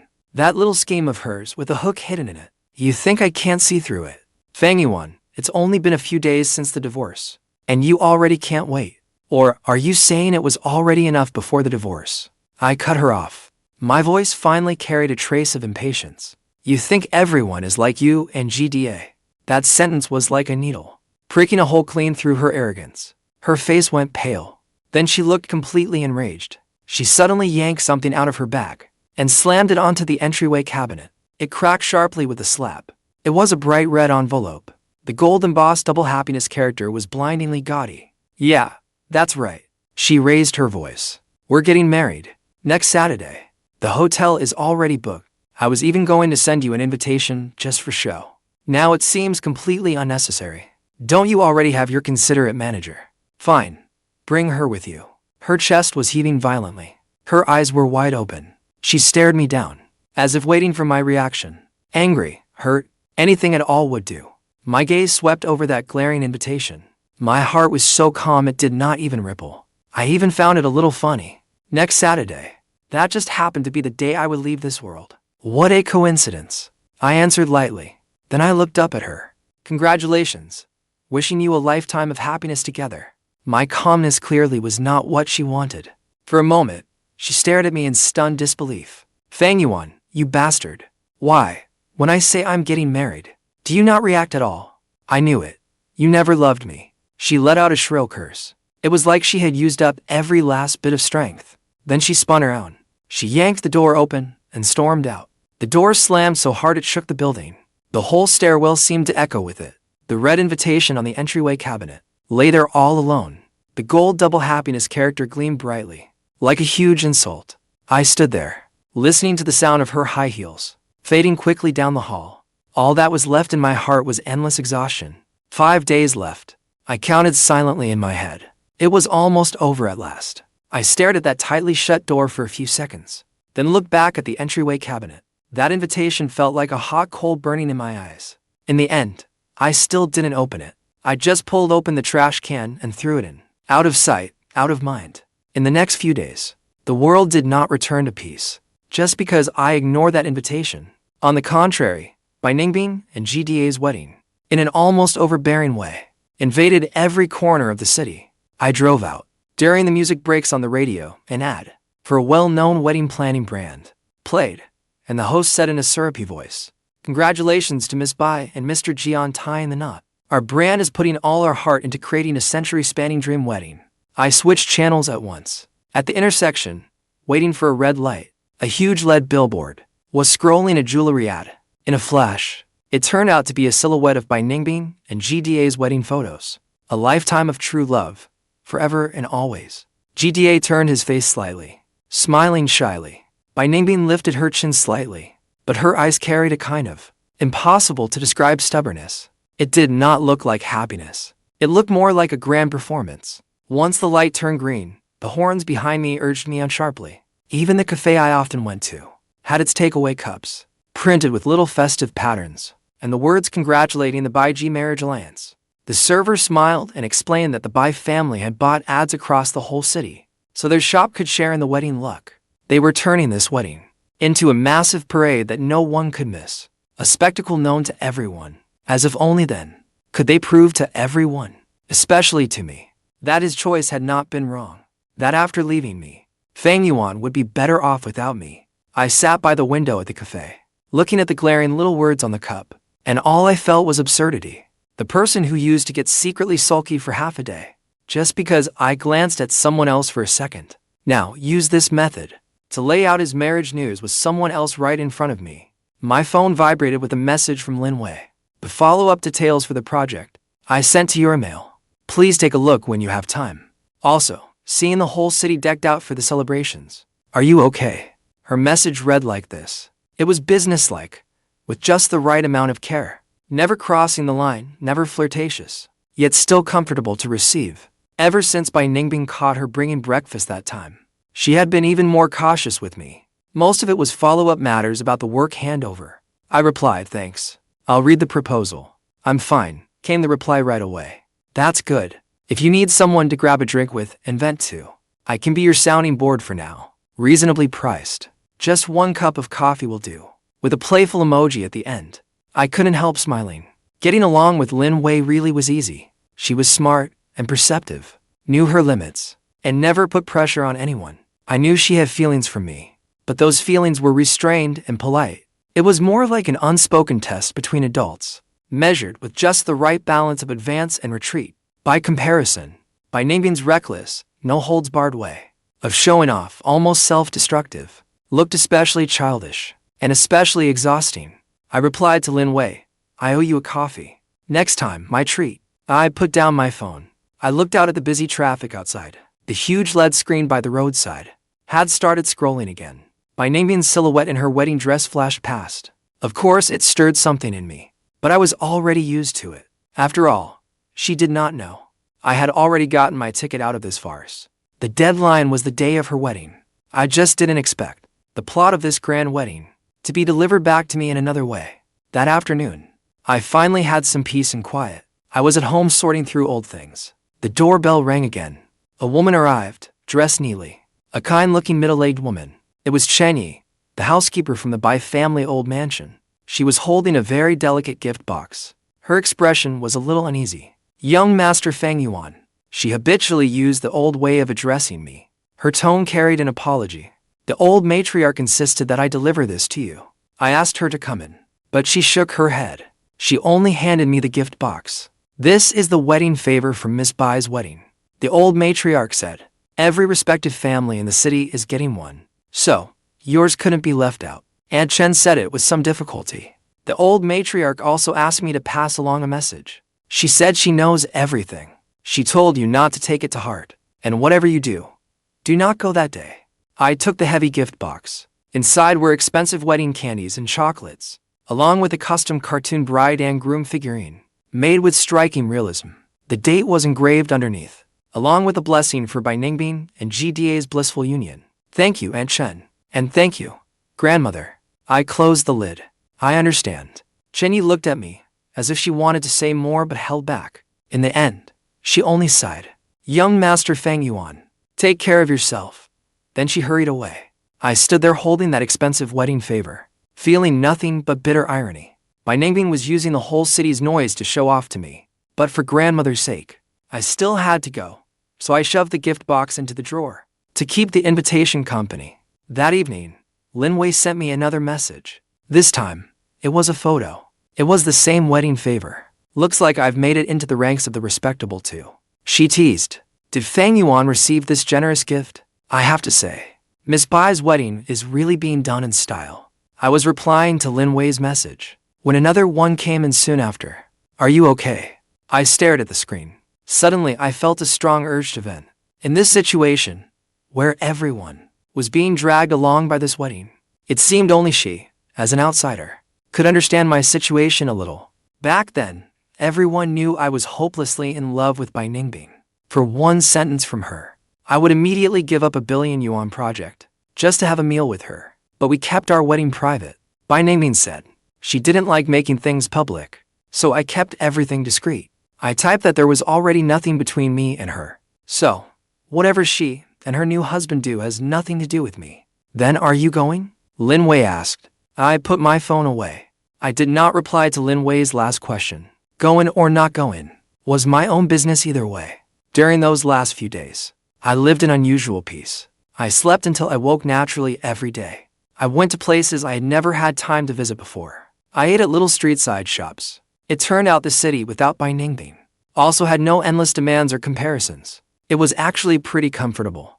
I would occasionally get calls from grandmother. She asked if I was eating well. She reminded me to keep warm and dress in layers when it got cold. The Bai family never mentioned that noisy wedding, as if it did not exist.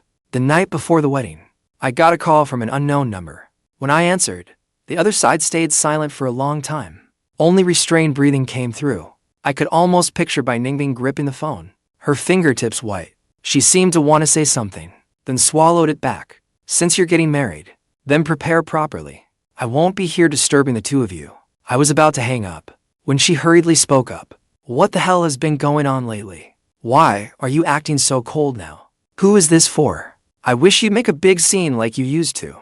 I rolled my eyes. She's the one who said I wasn't considerate enough. And now she's the one blaming me for being too cold. Ningbing kept saying, I'm not blaming you for being too cold. Isn't it because you love me? Then why, when I marry someone else, are you so indifferent? I stopped walking. The Fang Yuan who loved Ningbing was long dead. The system announced mission failed. It was just giving me a reason to let go completely. 6 years ago, because I was too obsessed with money, I was dragged into this world. Unexpectedly, the system itself was not very reliable. Our first meeting was when I fell out of the sky and hit his car. He was so scared that he rushed me to the hospital for a checkup, but I was perfectly fine. He thought I was deliberately trying to blackmail him. I grabbed his sleeve. I said I had fallen from the sky. Landing right in front of him proved we were meant to meet. He thought I was crazy, but under my relentless pursuit, he softened and agreed. I thought it was a sign that things would go smoothly, but his softness was never just for me. By comparison, he was much gentler with GDA. He warned me not to get lost in it. But feelings, how could I control them? I gradually sank into his tenderness. Even though GDA often came to interfere with my relationship with him, I still thought it was a test from heaven. But after my heart broke again and again, I finally began to realize this was not a test. This was punishment for falling in love with the wrong person. Right then, I smiled at Ningbing and said, but GDA is just your backup plan now, isn't he? Isn't he? At last, her voice came through, hoarse and rough, with a desperate, all-or-nothing edge. You're really not coming? I leaned against the balcony railing, looking at the Fang family's lights below. Would you want me to go? I asked back, and the other end fell silent again.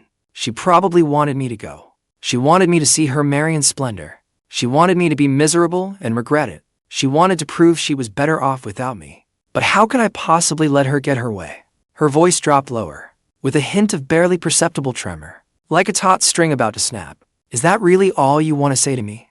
I thought about it. Then I spoke very seriously.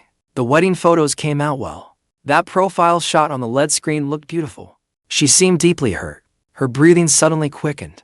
You saw it, and you were still this calm. What else would I be? I held my phone, thinking. I thought, was I supposed to cry and beg on my knees? I was sick of that act long ago. Congratulations, Ningbing. My tone was calm, unruffled. You got what you wanted. Her side of the line filled with frantic, stifled sobs. Then came the shrill crash of something shattering. Then the call was abruptly cut off. The busy signal beeped in my ear. I put down the phone. The night wind brushed my face, carrying the chill of late autumn. Tomorrow would be the last day. The next day, the weather was unbelievably good. The sun was bright, the sky a deep blue. It was the perfect day for a grand wedding. I slept until almost noon. Unhurriedly, I made myself a simple brunch. While eating, I checked my phone. Sure enough, social media was already flooded with the wedding. The venue was decorated with extravagant luxury. A floral arch, crystal lights, a long red carpet, and guests everywhere. Photos of Ningbing in a custom wedding dress had already leaked out. She was hooked arm in arm with GDA, facing the camera, chin lifted slightly, with a flawless, unmistakable smile on her face. GDA stood beside her wearing a white suit. He wore a shy smile, but his eyes kept darting toward the camera. There was a barely hidden trace of smug pride in them. I calmly swiped past the photos, as if deleting a normal news alert. In the afternoon, I changed into simple casual clothes and drove out. My destination was not the wedding venue, but the cemetery of an old family friend. The original body's parents were buried there. I had taken over their son's body and had received 6 years of offerings at their graves. Before leaving, I should go and say goodbye. The cemetery was quiet. Only the rustle of wind through the pines and cypresses broke the silence.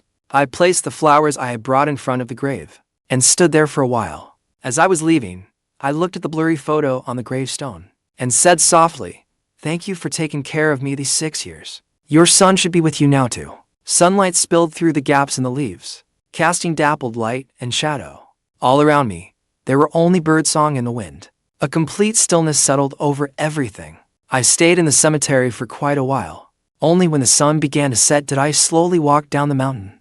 On the drive back to the city, the sunset set half the sky ablaze. On the radio, the host spoke in an excited voice, live broadcasting the banquet splendor of that wedding of the century. They described the touching moment when the bride and groom exchanged rings. How dazzling the champagne tower was, and how the guests praised the perfect couple. I turned off the radio. The city's neon lights gradually came on. I drove aimlessly through the streets. The promised time to leave this world was drawing closer and closer. I felt strangely calm inside, even faintly looking forward to that final release. In the end, as if by some strange impulse, I still drove to the hotel where the Bai family was holding the wedding. From far away, I could already see the hotel blazing with lights. It was bright as day. The entrance was packed with reporters and onlookers. The red carpet stretched from the doors all the way to the street. The atmosphere was as lively as a celebration. I parked my car in the shadow of a street corner. From a distance, I watched that noisy scene. Then I saw her. Bai Ningbing had changed into a wedding reception outfit. The red one suited her beautifully. She was standing at the hotel entrance with GDA, seeing off the guest. She smiled and exchanged pleasantries with the guest, accepting their congratulations. GDA stood beside her, occasionally helping her smooth her skirt with considerate care, or handing her a glass of water. Anyone who saw it would think they were a loving, perfectly matched newlywed couple.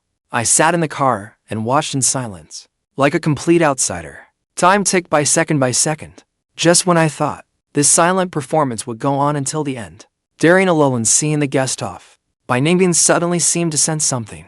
She snapped her head up. Her gaze cut through the crowd and shot straight toward the dark corner where I had parked. From that far away, I could not actually make out her expression, but the way she froze in that instant came through clearly. She saw me. The smile on her face froze instantly. She even took an unconscious half-step forward, as if trying to confirm she was not seeing things. GDA noticed her strange reaction. He followed her gaze over, a hint of confusion appearing on his face. Then he asked her something in a low voice by her ear. Bai Ningbing did not pay him any mind. Her eyes were still locked fiercely in my direction. I sat in the car without moving. The cold countdown rang in my head.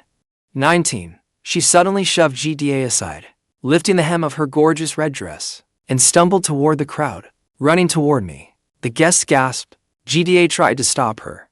The reporters' cameras instantly swung toward her. 8. The scene fell into chaos for a moment. She did not care. Her eyes were fixed only on me.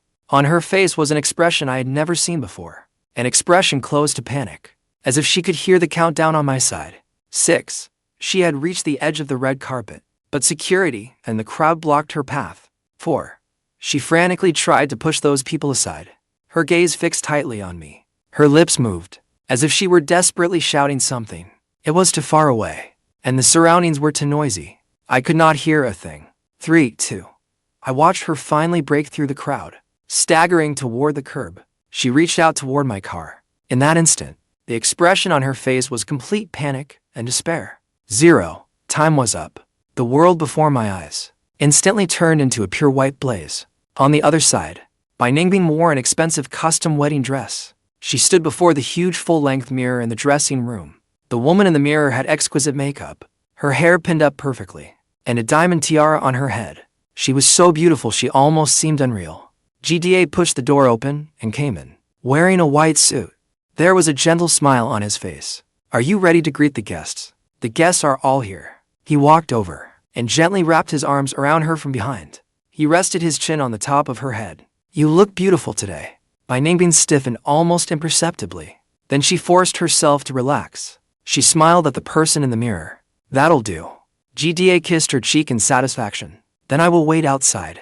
The door to the dressing room closed softly, leaving her alone in the dressing room again. The smile she had been forcing collapsed in an instant. She looked at herself in the mirror, the woman in that extravagant wedding gown. But inside, she felt hollow. It was like a huge hole had opened up. Cold wind kept howling into it. This wedding had almost the whole city watching.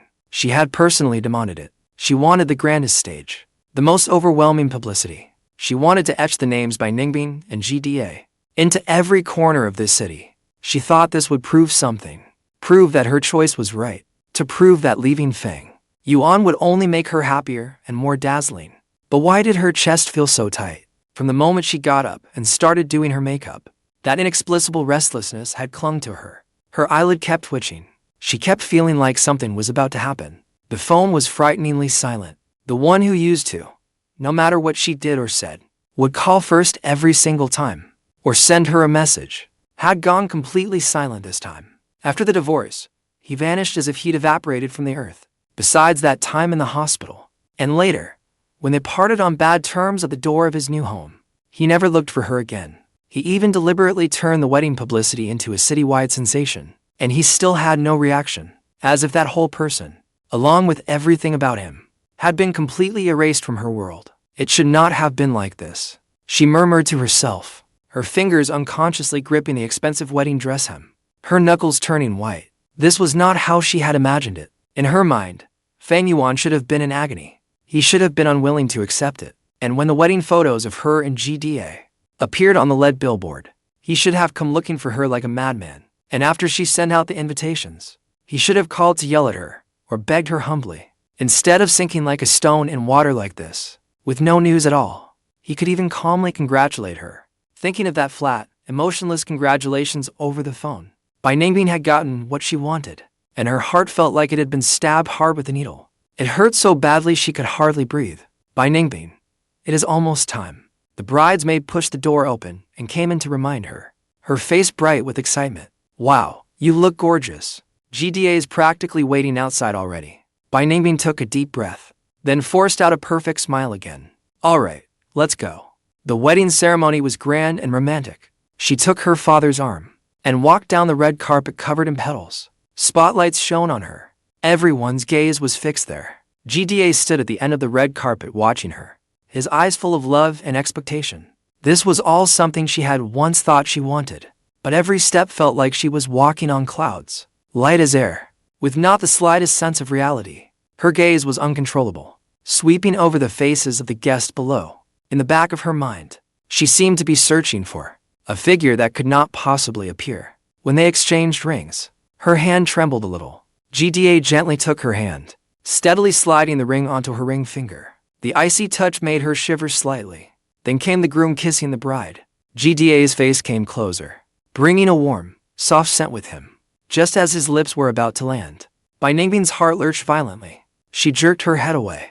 That tiny movement drew a round of good-natured chuckles from below. Everyone thought the bride was just shy.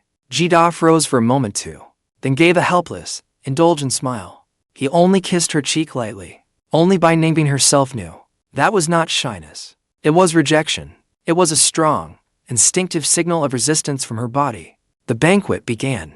There were toasts and pleasantries. Blessings were offered. She was like a puppet on strings, wearing the standard bride smile on her face, saying polite words of thanks, and drinking champagne one glass after another, trying to use alcohol to suppress the increasingly strong unease and emptiness in her heart. GDA stayed by her side the whole time, attentive and considerate. He was thoughtful in every possible way. But his touch, his concern, felt like feathers at this moment, light and weightless, never landing anywhere. She even felt a little irritated. She could not help taking out her phone again. The screen was clean, with no unread messages or missed calls. Fang Yuan's name lay quietly in her contacts, like a dead man. Was he really no longer thinking about me at all? The thought surfaced, and it gnawed at her heart like a venomous snake. Impossible. 6 years. She had loved him for 6 years. She had held him in the palm of her hand for 6 years. How could he just stop loving her? He must be forcing himself. He must be suffering somewhere. Ningbing, are you tired? Do you want to sit in the lounge for a while? GDA asked with concern, his hand naturally sliding around her waist.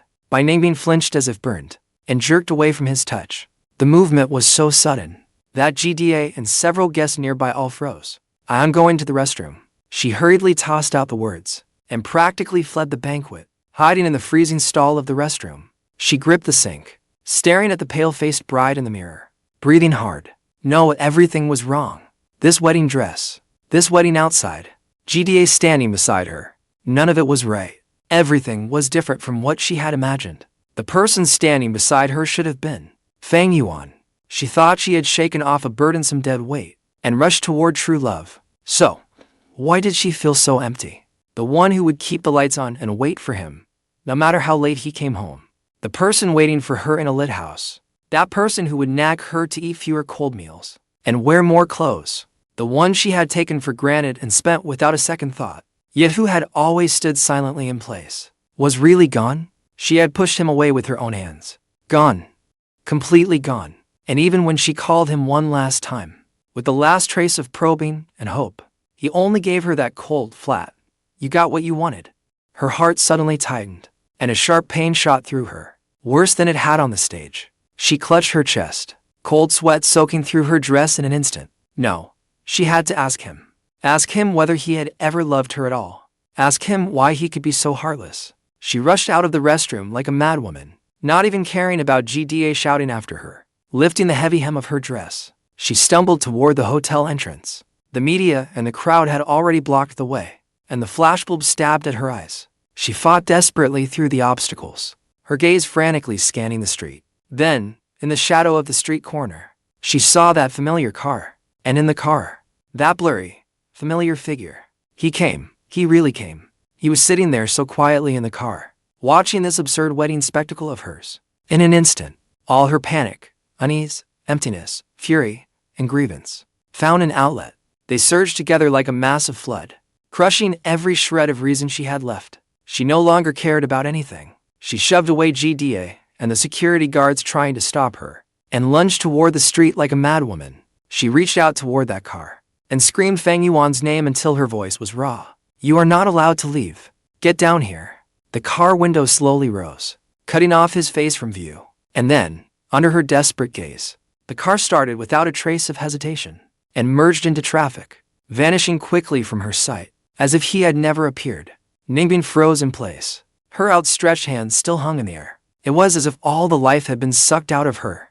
All the noise around her, the flashbulbs, the cries of surprise, all seemed sealed behind a thick pane of glass, blurred and indistinct.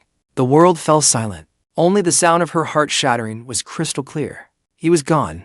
Really gone. Not out of spite. Not playing hard to get. He truly didn't want her anymore. Ha! She suddenly let out a low laugh. The laughter grew louder and louder, filled with endless desolation and despair. But tears burst out without warning. So this was what it meant to get what she'd wanted. She got the thing she had longed for. A grand wedding with GDA. And she had forever lost the person who would keep a light on for him late at night. The one who would keep a light on for him. GDA pushed his way over. He steadied her trembling shoulders. His tone was anxious, with a trace of barely hidden unease. "Ningbing, what's wrong? So many people are watching." Ningbing slowly turned her head, looking at the face that had once made her lose herself. Her gaze was terrifyingly hollow. "Wrong," she murmured, her voice as faint as a wisp of smoke. "What's wrong?" Jida frowned. "It's all wrong." Her vision blacked out. Her body went limp and collapsed.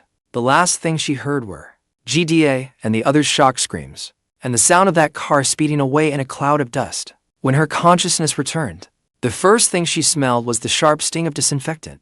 In front of her was a hospital room. The familiar white walls made her head pound. Her throat was dry and painful. "Ningbing, you're awake." GDA's anxious voice came from beside the bed, and he immediately took her hand. His eyes were bloodshot. "You scared me half to death. Why did you suddenly pass out?" The doctor said it was emotional agitation plus hypoglycemia. Ningbing yanked her hand back. She moved so fast that GDA froze in place. Fragments from before she fainted crashed through her mind. The noisy hotel entrance, the blinding flashbulbs, that familiar car at the street corner, the taillights disappearing in a cloud of dust, and that cold, "get what you want" tone. Her heart seemed to be clenched hard again. The dull pain made her unable to breathe. "He came," she murmured. Her unfocused eyes turned to GDA. "He came to see me, right? He saw me get married." GDA's face instantly darkened. He pressed his lips together, trying to keep his tone gentle. "Ningbing, you must have seen wrong. There were so many cars at the entrance that day. How can you be sure it was him? If he really were there, why wouldn't he even come into the wedding? He paused, as if the words were hard to say. But in the end, he still said it. The wedding favor boxes and invitations Grandma had sent people to deliver, all unopened and untouched. Grandma got the return package this morning. Ningbing shot upright. A wave of dizziness hit her. She clutched her forehead. Her voice faltered. "Returned? What do you mean?" It means exactly what it says. In GDA's tone, there was a barely perceptible chill. An empty shipping box, with everything we sent inside. Not even a single piece of paper missing. Impossible, Ningbing blurted out. He clearly came.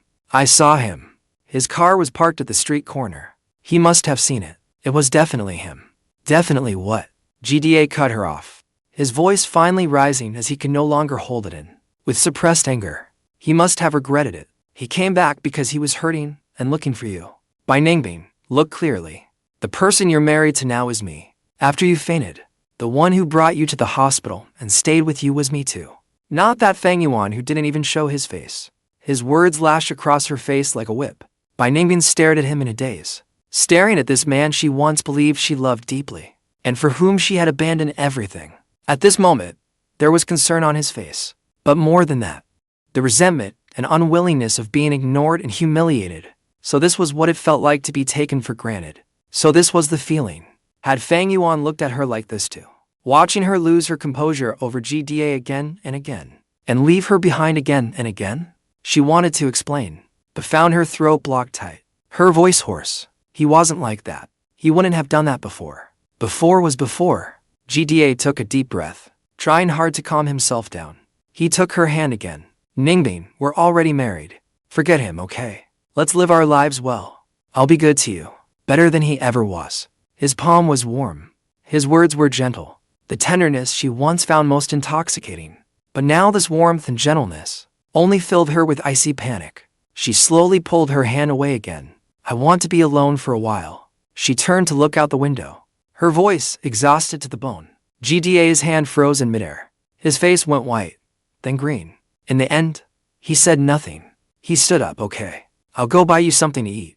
The door closed softly. The ward fell completely quiet. Ningbing. She picked up the phone the nurse had placed on the bedside table, her fingertips trembling. She dialed that number she knew by heart over and over. Sorry, the number you have dialed is disconnected. The cold automated voice repeated over and over. He had canceled the number. He had completely cut himself off from this world, and from all contact with her. She refused to give up. She frantically searched WeChat and every possible social app. Nothing. There was nothing. That person who used to reply no matter what she sent, even if it was just a simple His avatar had gone completely gray. All messages sank like stones into the sea. She even found Lin Wei's WeChat. After that day, as if possessed, she had a friend find that woman's contact information. She drafted message after message, even begging in humiliation, wanting to ask where Fang Yuan was. Her finger hovered over the send button, but in the end she deleted them all. What right did she have to ask? An ex-wife who had just, in front of the whole world, married someone else. She remembered the day of the divorce. He signed with unusual calm. He said, "We're only divorcing for now." She had simply nodded lightly. She remembered how he no longer argued, no longer stopped her and GDA. If she wanted money, he gave it, cleanly and neatly. She remembered him tearing up the photo, dragging a small suitcase as he left. He said she was never to come back. She nodded and said, "Okay." She remembered him standing at the hospital entrance, his face pale, telling grandmother it was nothing. So that had not been reassurance. Not a fit of pique. Not a deliberate game of push and pull. It was a farewell. He had long planned to leave for good. So all his grandstanding, all his showing off, in his eyes, did it all look like a ridiculous clown show? She finally broke down. A cry she could no longer hold back escaped her. She slammed the phone hard against the wall. The screen shattered at once, just like her heart at that moment. GDA came back carrying a bowl of congee. Hearing the noise, he rushed into the ward, only to see Ningbing collapsed on the bed, her face streaked with tears, looking like all the life had been drained out of her. On the floor lay the phone, its screen shattered. His heart clenched. He hurried over. Ningbing slowly turned her head, her unfocused gaze landing on his face. Her voice was so faint it seemed ready to break. "He doesn't want me anymore. GDA, he really doesn't want me anymore." This time, she was not hysterical. Only a dead silence, as if she had accepted her fate. GDA looked at her like that, and all the comfort and words he had prepared stuck in his throat. He suddenly realized he might truly have won her, and he had gotten this grand wedding, but he would probably never get the dependence and peace of mind she once felt when looking at Fang Yuan, and that man he had always seen as a rival, even mocking him in secret as a lapdog. had answered this mess in the most final way, had given this tangled affair its final answer. Not revenge, not entanglement, but complete erasure. No one can defeat someone who has disappeared, or even someone who is dead. She knew that better than anyone. Only by Ningbing's stifled sobs remained in the ward. The sunlight outside was bright and warm, but it did not reach the bottom of her heart at all. GDA's kanji eventually went cold on the bedside table. Bai Ningbing didn't touch a single bite. She just curled up on the hospital bed, her dry eyes aching, her mind replaying the same things over and over. That car speeding away in a cloud of dust, and that cold message saying the number was disconnected. GDA tried to comfort her, helping her call the doctor, and even asking cautiously whether they should finish the wedding steps they had not completed. For example, cutting the cake, or taking a separate photo set. The more considerate he was, the more it reminded Bai Ningbing that she had just, in front of the whole world, gone through such a ridiculous ceremony. Get out, she finally said. Her voice was hoarse, unlike her own.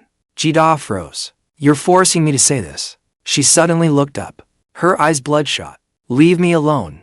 Can't you understand that? GDA was startled by the viciousness in her eyes, his face turning pale. In the end, he still pressed his lips together and silently stepped out of the ward. As the door shut, suffocating silence fell over the room again. Bai Ningbing threw off the blanket coldly, stepped barefoot onto the cold floor, and went to the window. Below was the hospital's small garden. Now and then, people in hospital gowns were helped along by family members for a walk. Warm sunlight spilled down, a scene of quiet peace. But all she felt was cold, a cold seeping out from between her bones. She had to find him. No matter what, she had to find him. She had to ask him clearly, even if he hated her. Even if he hated her, she still had to hear it from his own mouth. That thought grew wild in her heart like weeds in the wind. In an instant, it consumed all her thoughts. The company. He cared so much about the company. Even if it had been sold, there would still be paperwork to handle. He must still be there. It was like clinging to the last lifeline. She frantically searched everywhere for her phone. Only then did she remember she had already smashed the screen. She rushed over, picked it up, and tried to turn it on. But the screen only flickered a few times, before fading back into darkness. Damn it, she cursed. She yanked open the ward door. GDA and a young nurse waiting outside were both startled by her. Her hair wasn't a mess. She was wearing a hospital gown, barefoot with red-rimmed eyes. Phone, let me use your phone, she shouted at the nurse. The nurse flinched back in fright. GDA hurried forward, trying to stop her. Ningbing, calm down. You need rest. Get away. Bai Ningbing shoved him hard aside. She practically snatched it away. She grabbed the phone from the nurse's pocket. Her fingers trembled and dialed the number she knew by heart. But to no avail. The number you have dialed is disconnected. The cold recorded voice sounded again. Refusing to give up, she tried again. Twice, 3 times. Nothing changed. She screamed and slammed the phone hard to the floor. GDA finally couldn't stand it anymore. He raised his voice. Have you had enough? He doesn't want you anymore. He even canceled the number. Can't you see that? That sentence was like a knife. It tore through her forced composure. Shut up. She spun around suddenly, staring at GDA with a fierce glare. Her chest heaved violently. It's all because of you. If you hadn't been sick, if you hadn't needed me, how could he have stopped wanting me? It's all your fault. The accusations poured out in a reckless torrent. GDA looked at her in disbelief. All color drained from his face. It was as if he was seeing the person in front of him for the first time. My fault? He repeated slowly. His voice was terrifyingly soft. Bai Ningbing, you chose to leave him and come to me. You were the one who said you couldn't stand how dull and boring he was. You were the one who said you only felt relaxed and happy with me. You were the one who cried and said you felt sorry for me because I had lost my family. You said you'd take care of me for the rest of your life. And now it's all my fault. His words were like a mirror, showing her selfishness without mercy. Bai Ningbing was left speechless. Only her ragged breathing remained. GDA looked at her, suddenly feeling exhausted. He bent down and picked up the phone with the shattered screen and handed it to the frightened nurse. He murmured an apology. Then he looked at Bai Ningbing. His eyes no longer held the concern and attention they had before. You need to calm down. I'll help you with the discharge paperwork. With that, he turned and left. He did not look back. Bai Ningbing froze in place, watching GDA's retreating back without the slightest hesitation. Another person who had once revolved around her had been driven away by her own hand, completely deserted by everyone. A few minutes later, she seemed to suddenly come to herself. She rushed back into the ward. She yanked on her expensive red wedding reception outfit. She did not even stop to put on shoes. And barefoot, she ran out of the hospital like a madwoman. She hailed a taxi. To Fang Group. Hurry, she screamed at the driver. The driver was startled by her bedraggled, frantic state. He didn't dare ask more, and slammed on the gas. The car stopped outside the building. Ningbing threw down a bill. She didn't even wait for change before stumbling inside. The front desk had been replaced. The receptionist politely stopped her. Miss, who are you looking for? Do you have an appointment? I'm looking for Fang Yuan. I'm his wife. It slipped out almost by reflex. Then she realized her mistake, and hurriedly corrected herself. Ex-wife. I'm here to see him about something. The receptionist's smile faded a little. It carried an urban kind of indifference. Sorry, Fang Yuan is no longer with the company. The business is now handled by the new management. I won't look for anyone else. I'll look for him. Which office is he in? I'm going upstairs to find him. As she spoke, she tried to rush toward the elevator. Security immediately stepped in to stop her. Miss, please don't make this difficult for us. Let go of me. Do you know who I am? Let me up. She struggled and screamed, drawing a lot of attention in the lobby. Her gown was wrinkled and clinging to her body. Her hair was disheveled. She was barefoot, like a madwoman who had lost her mind. The once proud-by family heiress had never looked so utterly miserable. The guards held her up, and politely but firmly escorted her out of the building. Fang Yuan, get out here. She stood at the curb amid the traffic, screaming toward the tower-like office building. More people gathered to stare and point, but the cold building stood there in silence, giving her no answer. He really seemed to have vanished from this world, along with everything she'd relied on for the past 6 years. Everything she had taken for granted. All of it vanished together. Her strength was drained away in an instant. Her legs gave out. She collapsed onto the cold concrete. Dust covered her feet. The blinding sunlight shone on her, but all she felt was bone-deep cold and despair. A black sedan stopped silently in front of her. The window rolled down, revealing Lin Wei's calm, unreadable face. She looked at Ningbing, collapsed on the ground and lost in despair. There was no mockery in her eyes, no sympathy, only a faint sense of understanding. He left, Miss Bai. Lin Wei's voice was flat. You won't find him anymore. Ningbing jerked her head up, like she'd grabbed the last straw. She staggered to the car. You know where he went, don't you? Tell me. Please, tell me. Lin Wei looked at her, and gently shook her head. I don't know, but his resolve to leave was absolute. He handled everything here. He had no lingering attachment. She paused. Sunlight swept across Ningbing's wretched state. Her tone remained flat, like the sharpest knife. He wishes you both happiness. Then the window slowly rose, shutting out Ningbing's desperate face. The black sedan merged into traffic, and quickly disappeared. Those 5 words, wishing you happiness, became the last straw that broke the camel's back. Ningbing went limp on the ground. She stared toward Fang Group's office building. She finally let out the despair she had been choking down to the limit. She finally understood. The so-called love she had pursued with such fanfare, the one she had been willing to hurt everyone for, the grand wedding she had still rushed toward, had been nothing but a joke from start to finish. And the only person who would laugh with her and hurt for her, the one who would always cover for her, she had already lost with her own hands. He would not be coming back. Ningbing did not know how she made it back to that so-called new home. GDA had driven over to pick her up. When he found her, she was sitting there, hollow-eyed and dazed, on the curb outside Fang Group's office building. Whispers and strange looks surrounded them. GDA asked nothing. He only silently helped her into the car, and took her back to their newlywed villa. The car rolled into a carefully tended courtyard. White fences, blooming roses. Everything carried the fresh scent of a new marriage. GDA parked the car, came around, and opened the door for her, trying to sound gentle again. Ningbing, we're home. Home. Ningbing looked up, looking at this brand new yet unfamiliar luxury villa, and nausea churned violently in her stomach. There was no familiar angle to the slippers by the door, no shirt she'd forgotten to bring in from the balcony, no scent drifting from the kitchen, no aroma of the stomach-soothing soup she'd learned to make just for him. There was nothing, only cold luxury and suffocating unfamiliarity. She shoved away GDA's hand when he tried to support her, and staggered into the living room. A huge wedding portrait hung blindingly in the center.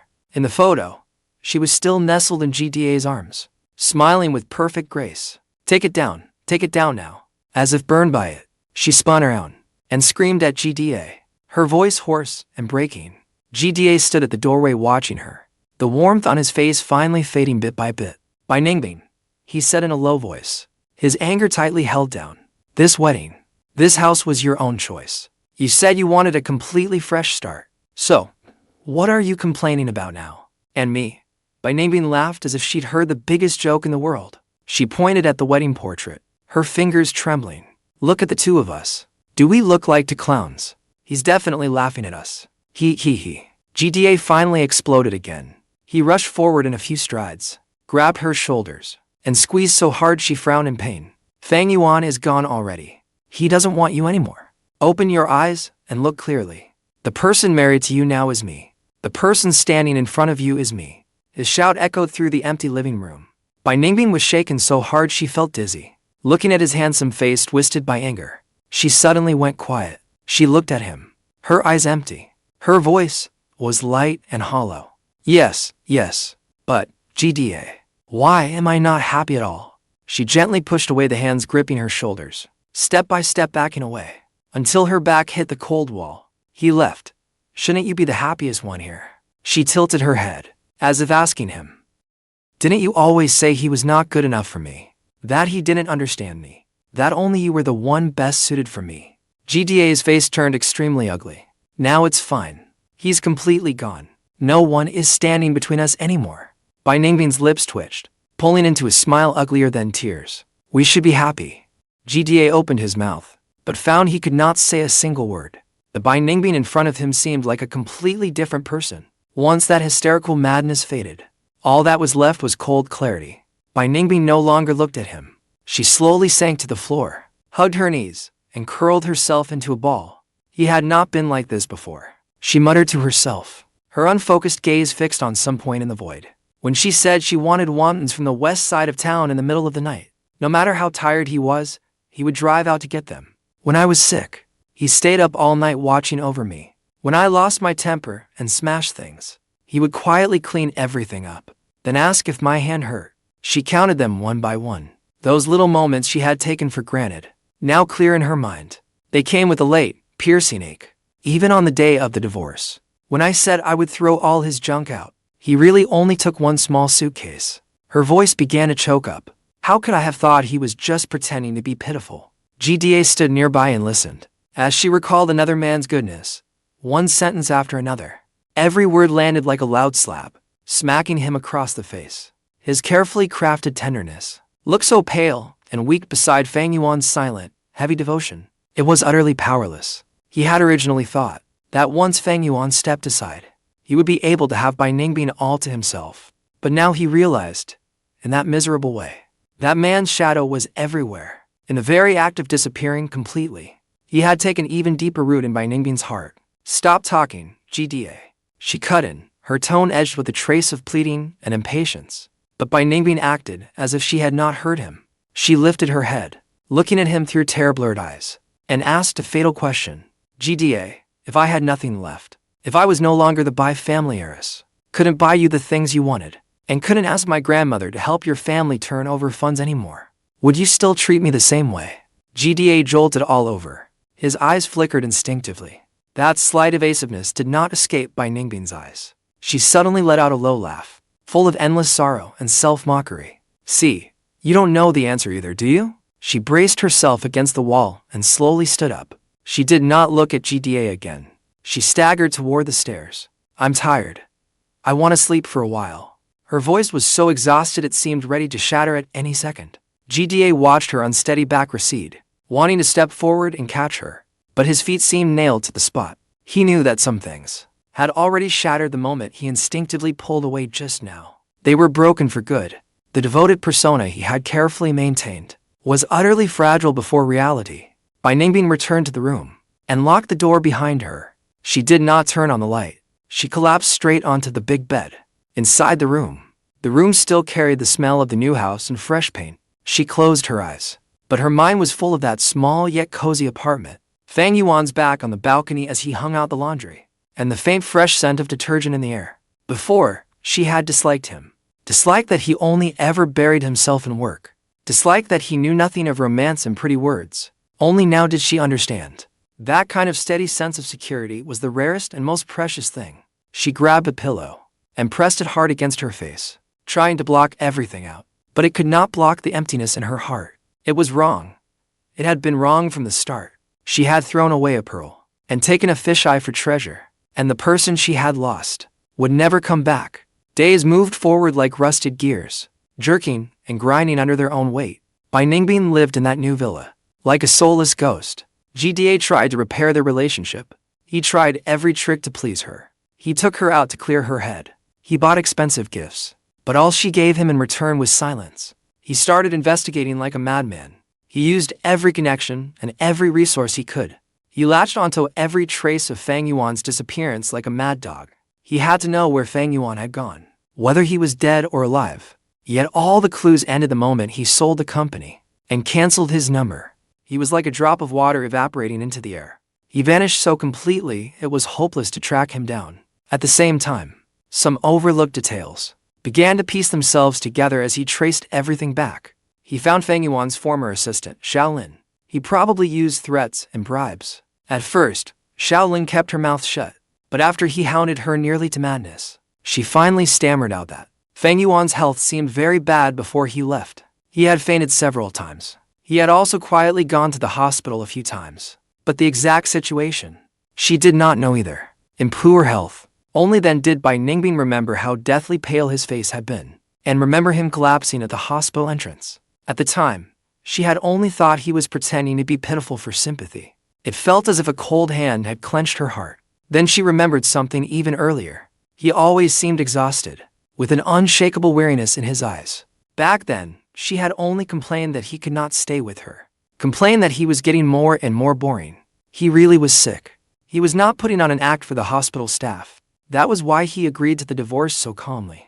That was why he rushed to deal with the company. That was why he disappeared so completely. Once that thought took root, it could no longer be stopped. It grew wildly, carrying a late-blooming remorse. If that was really the case, then what had she done in his final days? She had been forcing him to divorce her. She had been fighting with him for another man.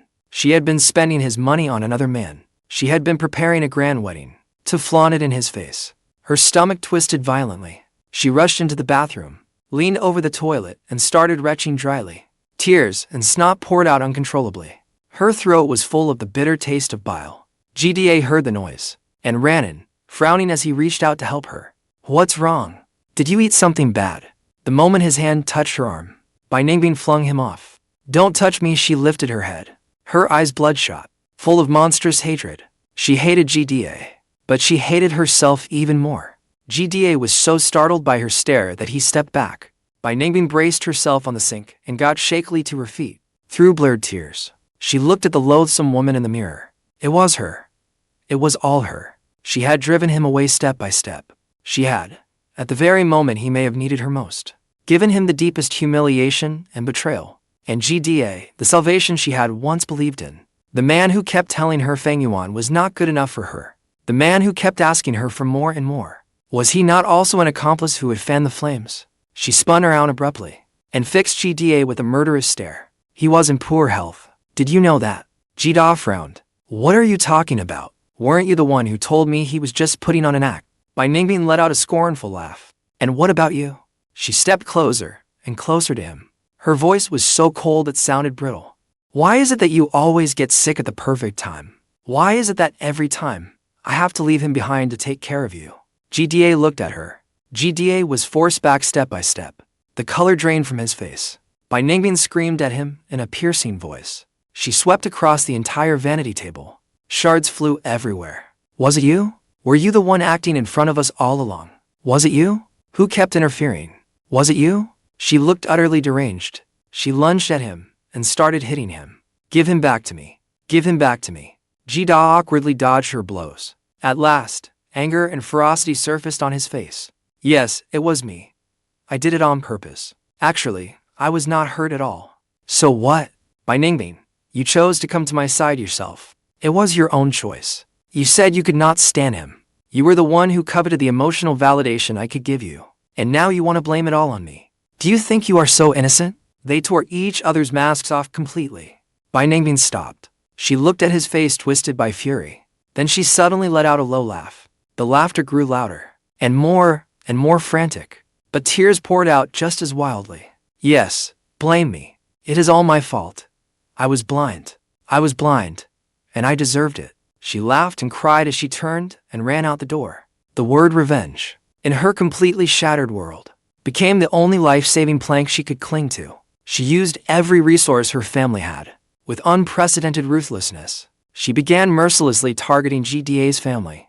Their already shaky business had its funding cut off, its clients stolen, and its dirty secrets dug up. She bought off the media, becoming a merciless weapon of revenge. She did not care if it meant hurting the enemy by 1,000. Even if it meant taking a hit herself, she would still drag GDA and his family down with her. GDA came to see her several times, from furious accusations at first, to desperate pleading later. He even knelt down and begged her to show mercy. Bai Ningbing only watched coldly. Her eyes were hollow and mad. Does it hurt? She asked. Her voice was light. This is nothing. It does not even equal 1/10,000th of my pain. She gave him back, word for word, the very weakness and fragility she had once used so well. The G family company soon declared bankruptcy. It was buried under massive debt. GDA went from a gentle young heir wrapped in a gilded cage to a rat everyone wanted to avoid. Everyone shunned him. As for Bai Ningbing, in this insane revenge, she nearly drained away half the Bai family's vitality. Along with her own last remaining strength, she won, but also lost everything. On a late night of drizzling, icy rain, Bai Ningbing returned to the home she had once shared with Fang Yuan. By the time she had drained everything dry, and was determined to drag GDA down with her, the house had already been sold. It now had a new owner. Warm light spilled from the windows. She stood across the road in the rain, looking up at that familiar window. She looked for a very long time. Then she turned and walked toward the cemetery on the outskirts of the city. The rain grew heavier. Cold rain soaked her hair and clothes. But she did not feel a thing. The cemetery was empty. Only the rustle of rain on the leaves remained. She found Fang Yuan's parents' gravestones. The man and woman in the photos had features that faintly echoed Fang Yuan's. She slowly crumpled before the gravestone, her forehead pressed against the gravestone, and finally broke into sobs. I'm sorry. She repeated her belated apologies again and again, until they vanished into the cold curtain of rain. I was wrong. I really know I was wrong now. Come back, please. I am waiting for you to come back. I will never do that again. All that answered her was endless rain and deathly silence. She cried as if her heart were being torn apart, until her throat could no longer make a sound. Only sobs remained. No one knew how long passed. The rain gradually eased. Bai Ningbing slowly lifted her head. By then, her face was a blur of rain and tears. She looked at the two gentle faces in the gravestone photos. Her eyes were utterly calm. From her soaked pocket, she slowly pulled out a small white pill bottle. It was something she had kept for a long time. Sleeping pills she had been prescribed because of GDA's suicidal threats. Back then, she had even thought Fang Yuan was cold, and that not understanding GDA's fragility was laughable. She twisted off the cap. She poured every pill into her mouth, mixed with the cold rainwater. She swallowed them numbingly. The pills took effect quickly. Her body gradually grew heavy. Her consciousness began to blur. She leaned against the gravestone, feeling her last strength drain away bit by bit. Her vision began to turn, blurred, and in that dazed haze, she seemed to see that familiar figure again. He stood not far away in a simple shirt. His gaze was still gentle, yet it held a weariness and distance she had never understood. He looked at her in silence. He said nothing. She used up her last bit of strength, reaching toward that phantom figure. A strained smile tugged at her lips. This time, let me come find you, okay? Don't leave me behind again. Her hand fell limply. Her eyes slowly closed. The world fell completely into an eternal, icy darkness. The rain finally stopped. The city lights in the distance still glowed bright and noisy, but they could no longer reach this corner. Everything was too late. On the other side, I was waiting to go home, when the system notification rang out. Detected that the target by Ningbing's affection level has reached 100%. Mission success. The 1 billion yuan bonus has been deposited into the host real-world account. It can be withdrawn and used at any time. Congratulations, host. The system notification tone changed. That blinding white light that was about to swallow everything quickly receded like a tide. The world became clear again. I sat in the driver's seat, blank for a few seconds. I had done it, right there at her wedding to someone else. At the moment she finally realized what she was about to lose. I succeeded. I almost laughed out loud. The mission was a success. The 1 billion yuan bonus was mine. Now that I was going home, I would never have to be a wage slave again. The joy, the love and hate, the pain of those 6 years seemed, in that instant, to be completely wiped clean by those cold for words, mission success. Only happiness and a massive sense of relief remained. After everything I had been through, wasn't it all for this moment? I gave him one last look. It was a long, deep look, but there was no emotion in it. Then, under his disbelieving gaze, I slowly rolled up the car window. It cut off all his cries in desperation. I started the car. I turned the wheel and merged smoothly into traffic. In the rearview mirror, his figure grew smaller and smaller until it became a blurry speck. It vanished into the noisy backdrop of the wedding and the endless sea of cars. I did not look back. The return to the real world was very peaceful. No white light, no dizziness. It was as if I had simply woken from a long, exhausting dream. I was still lying on that hard bed. Familiar city noise filled my ears. But the next second, my phone screen lit up. Several bank deposit alerts came in one after another, clearly showing that my account had suddenly been credited with another dizzying 1 billion yuan. It really had arrived. I stared at that string of numbers for a long time, but I did not feel the wild joy I had expected. Only a grounded sense that everything had finally settled. I was free. I no longer had to run myself ragged just to make a living. No longer had to bow to anyone's moods. No longer had to trap myself in a suffocating relationship and beg pitifully for a scrap of love. I got up and washed up, changed into a clean, comfortable outfit. I did not eat instant noodles. Instead, I went straight downstairs to the dim sum shop by the neighborhood gate that I'd been craving for ages, but had never been able to bring myself to enter. I ordered a full table of dishes: har gao, siumai, chicken feet, and custard buns. The moment I sat down, the aroma hit me at once. I ate slowly, savoring the most real, honest taste food could give. Afterward, I went to see the apartment I'd been hesitating over because of the price. The landlord signed the contract on the spot, and I paid a year's rent. The apartment was not big, but it was clean and bright, with a large balcony where sunlight could pour in without anything blocking it. I went out and bought a new computer. I also bought a new phone and added some simple, comfortable furniture. No revenge spending, no champagne-soaked decadence.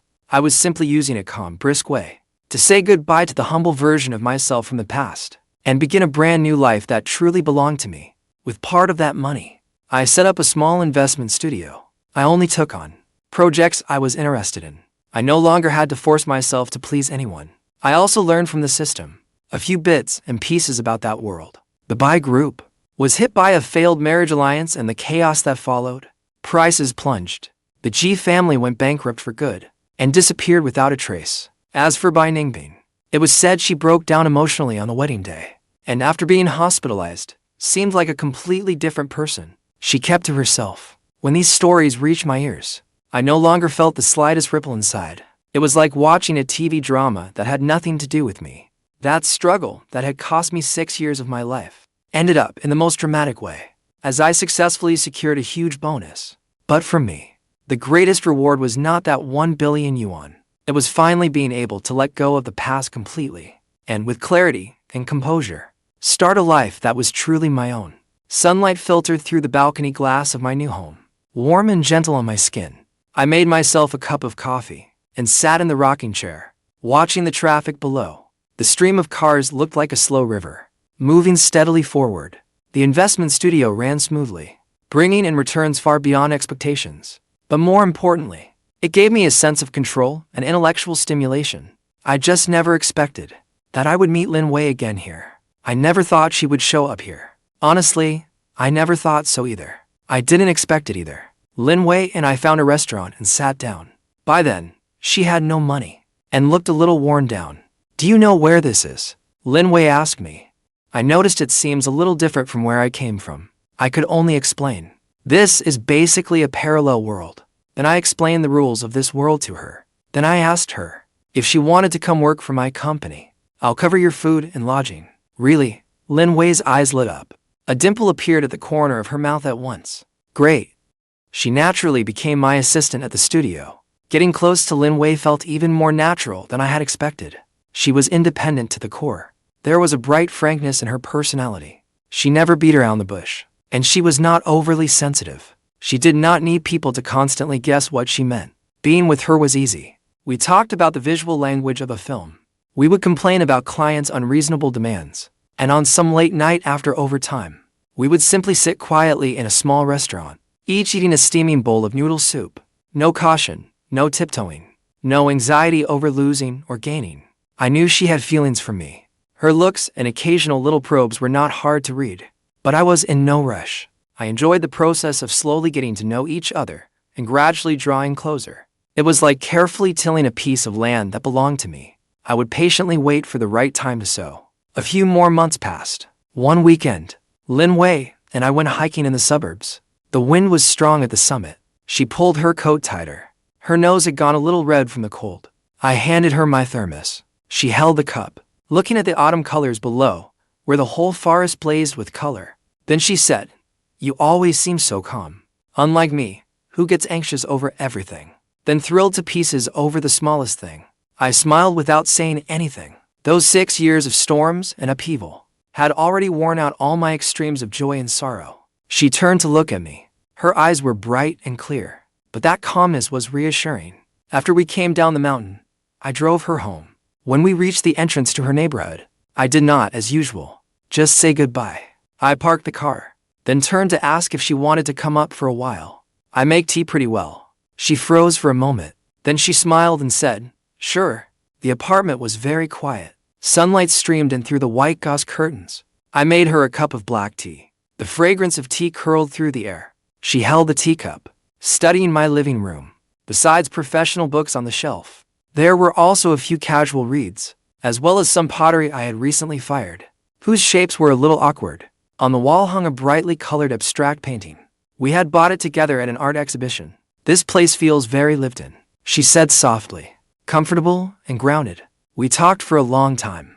From tea to travel. From work to little, trivial childhood stories. The atmosphere was wonderful. A silent understanding flowed between us. When she was ready to leave, I saw her to the door. She turned back to look at me, with a little expectation in her eyes, and a little hesitation.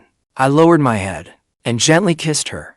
It was a gentle kiss, without the slightest hint of possession, only tenderness and a faint need for reassurance. She responded to me, her fingers lightly catching my sleeve. After we parted, her cheeks were a little red.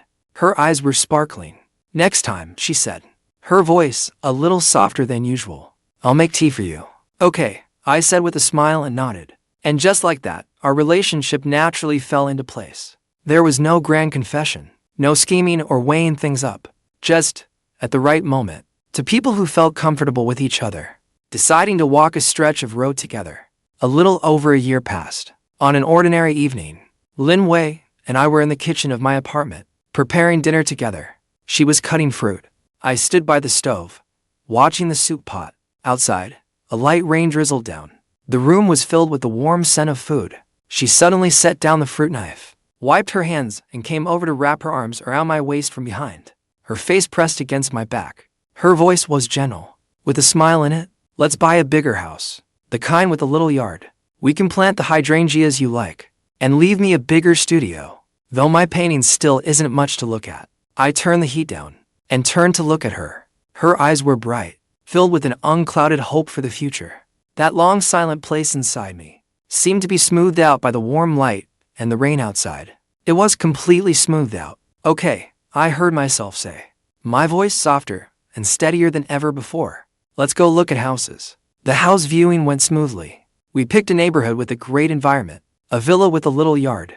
It had plenty of space and lots of light. We went shopping for furniture together and discussed the interior design style. Sometimes we disagreed, but we could always reach an agreement quickly. On moving day, the weather was beautiful. I carried the last little cardboard box into our new home. Lin Wei was directing the workers with great enthusiasm as they set up the easels. She had recently fallen in love with oil painting. Though her technique was still green, she was enjoying herself. I stood in the middle of the living room, looking at this space full of the warmth of everyday life, a space we had built together. In the yard, the hydrangea seedlings she had planted swayed softly in the breeze. There was no shadow of anyone else here. No need to stay on guard every moment. and no humiliating attempt to please. There was only ordinary homely warmth, and the steady feeling of two people keeping each other company and building the future together.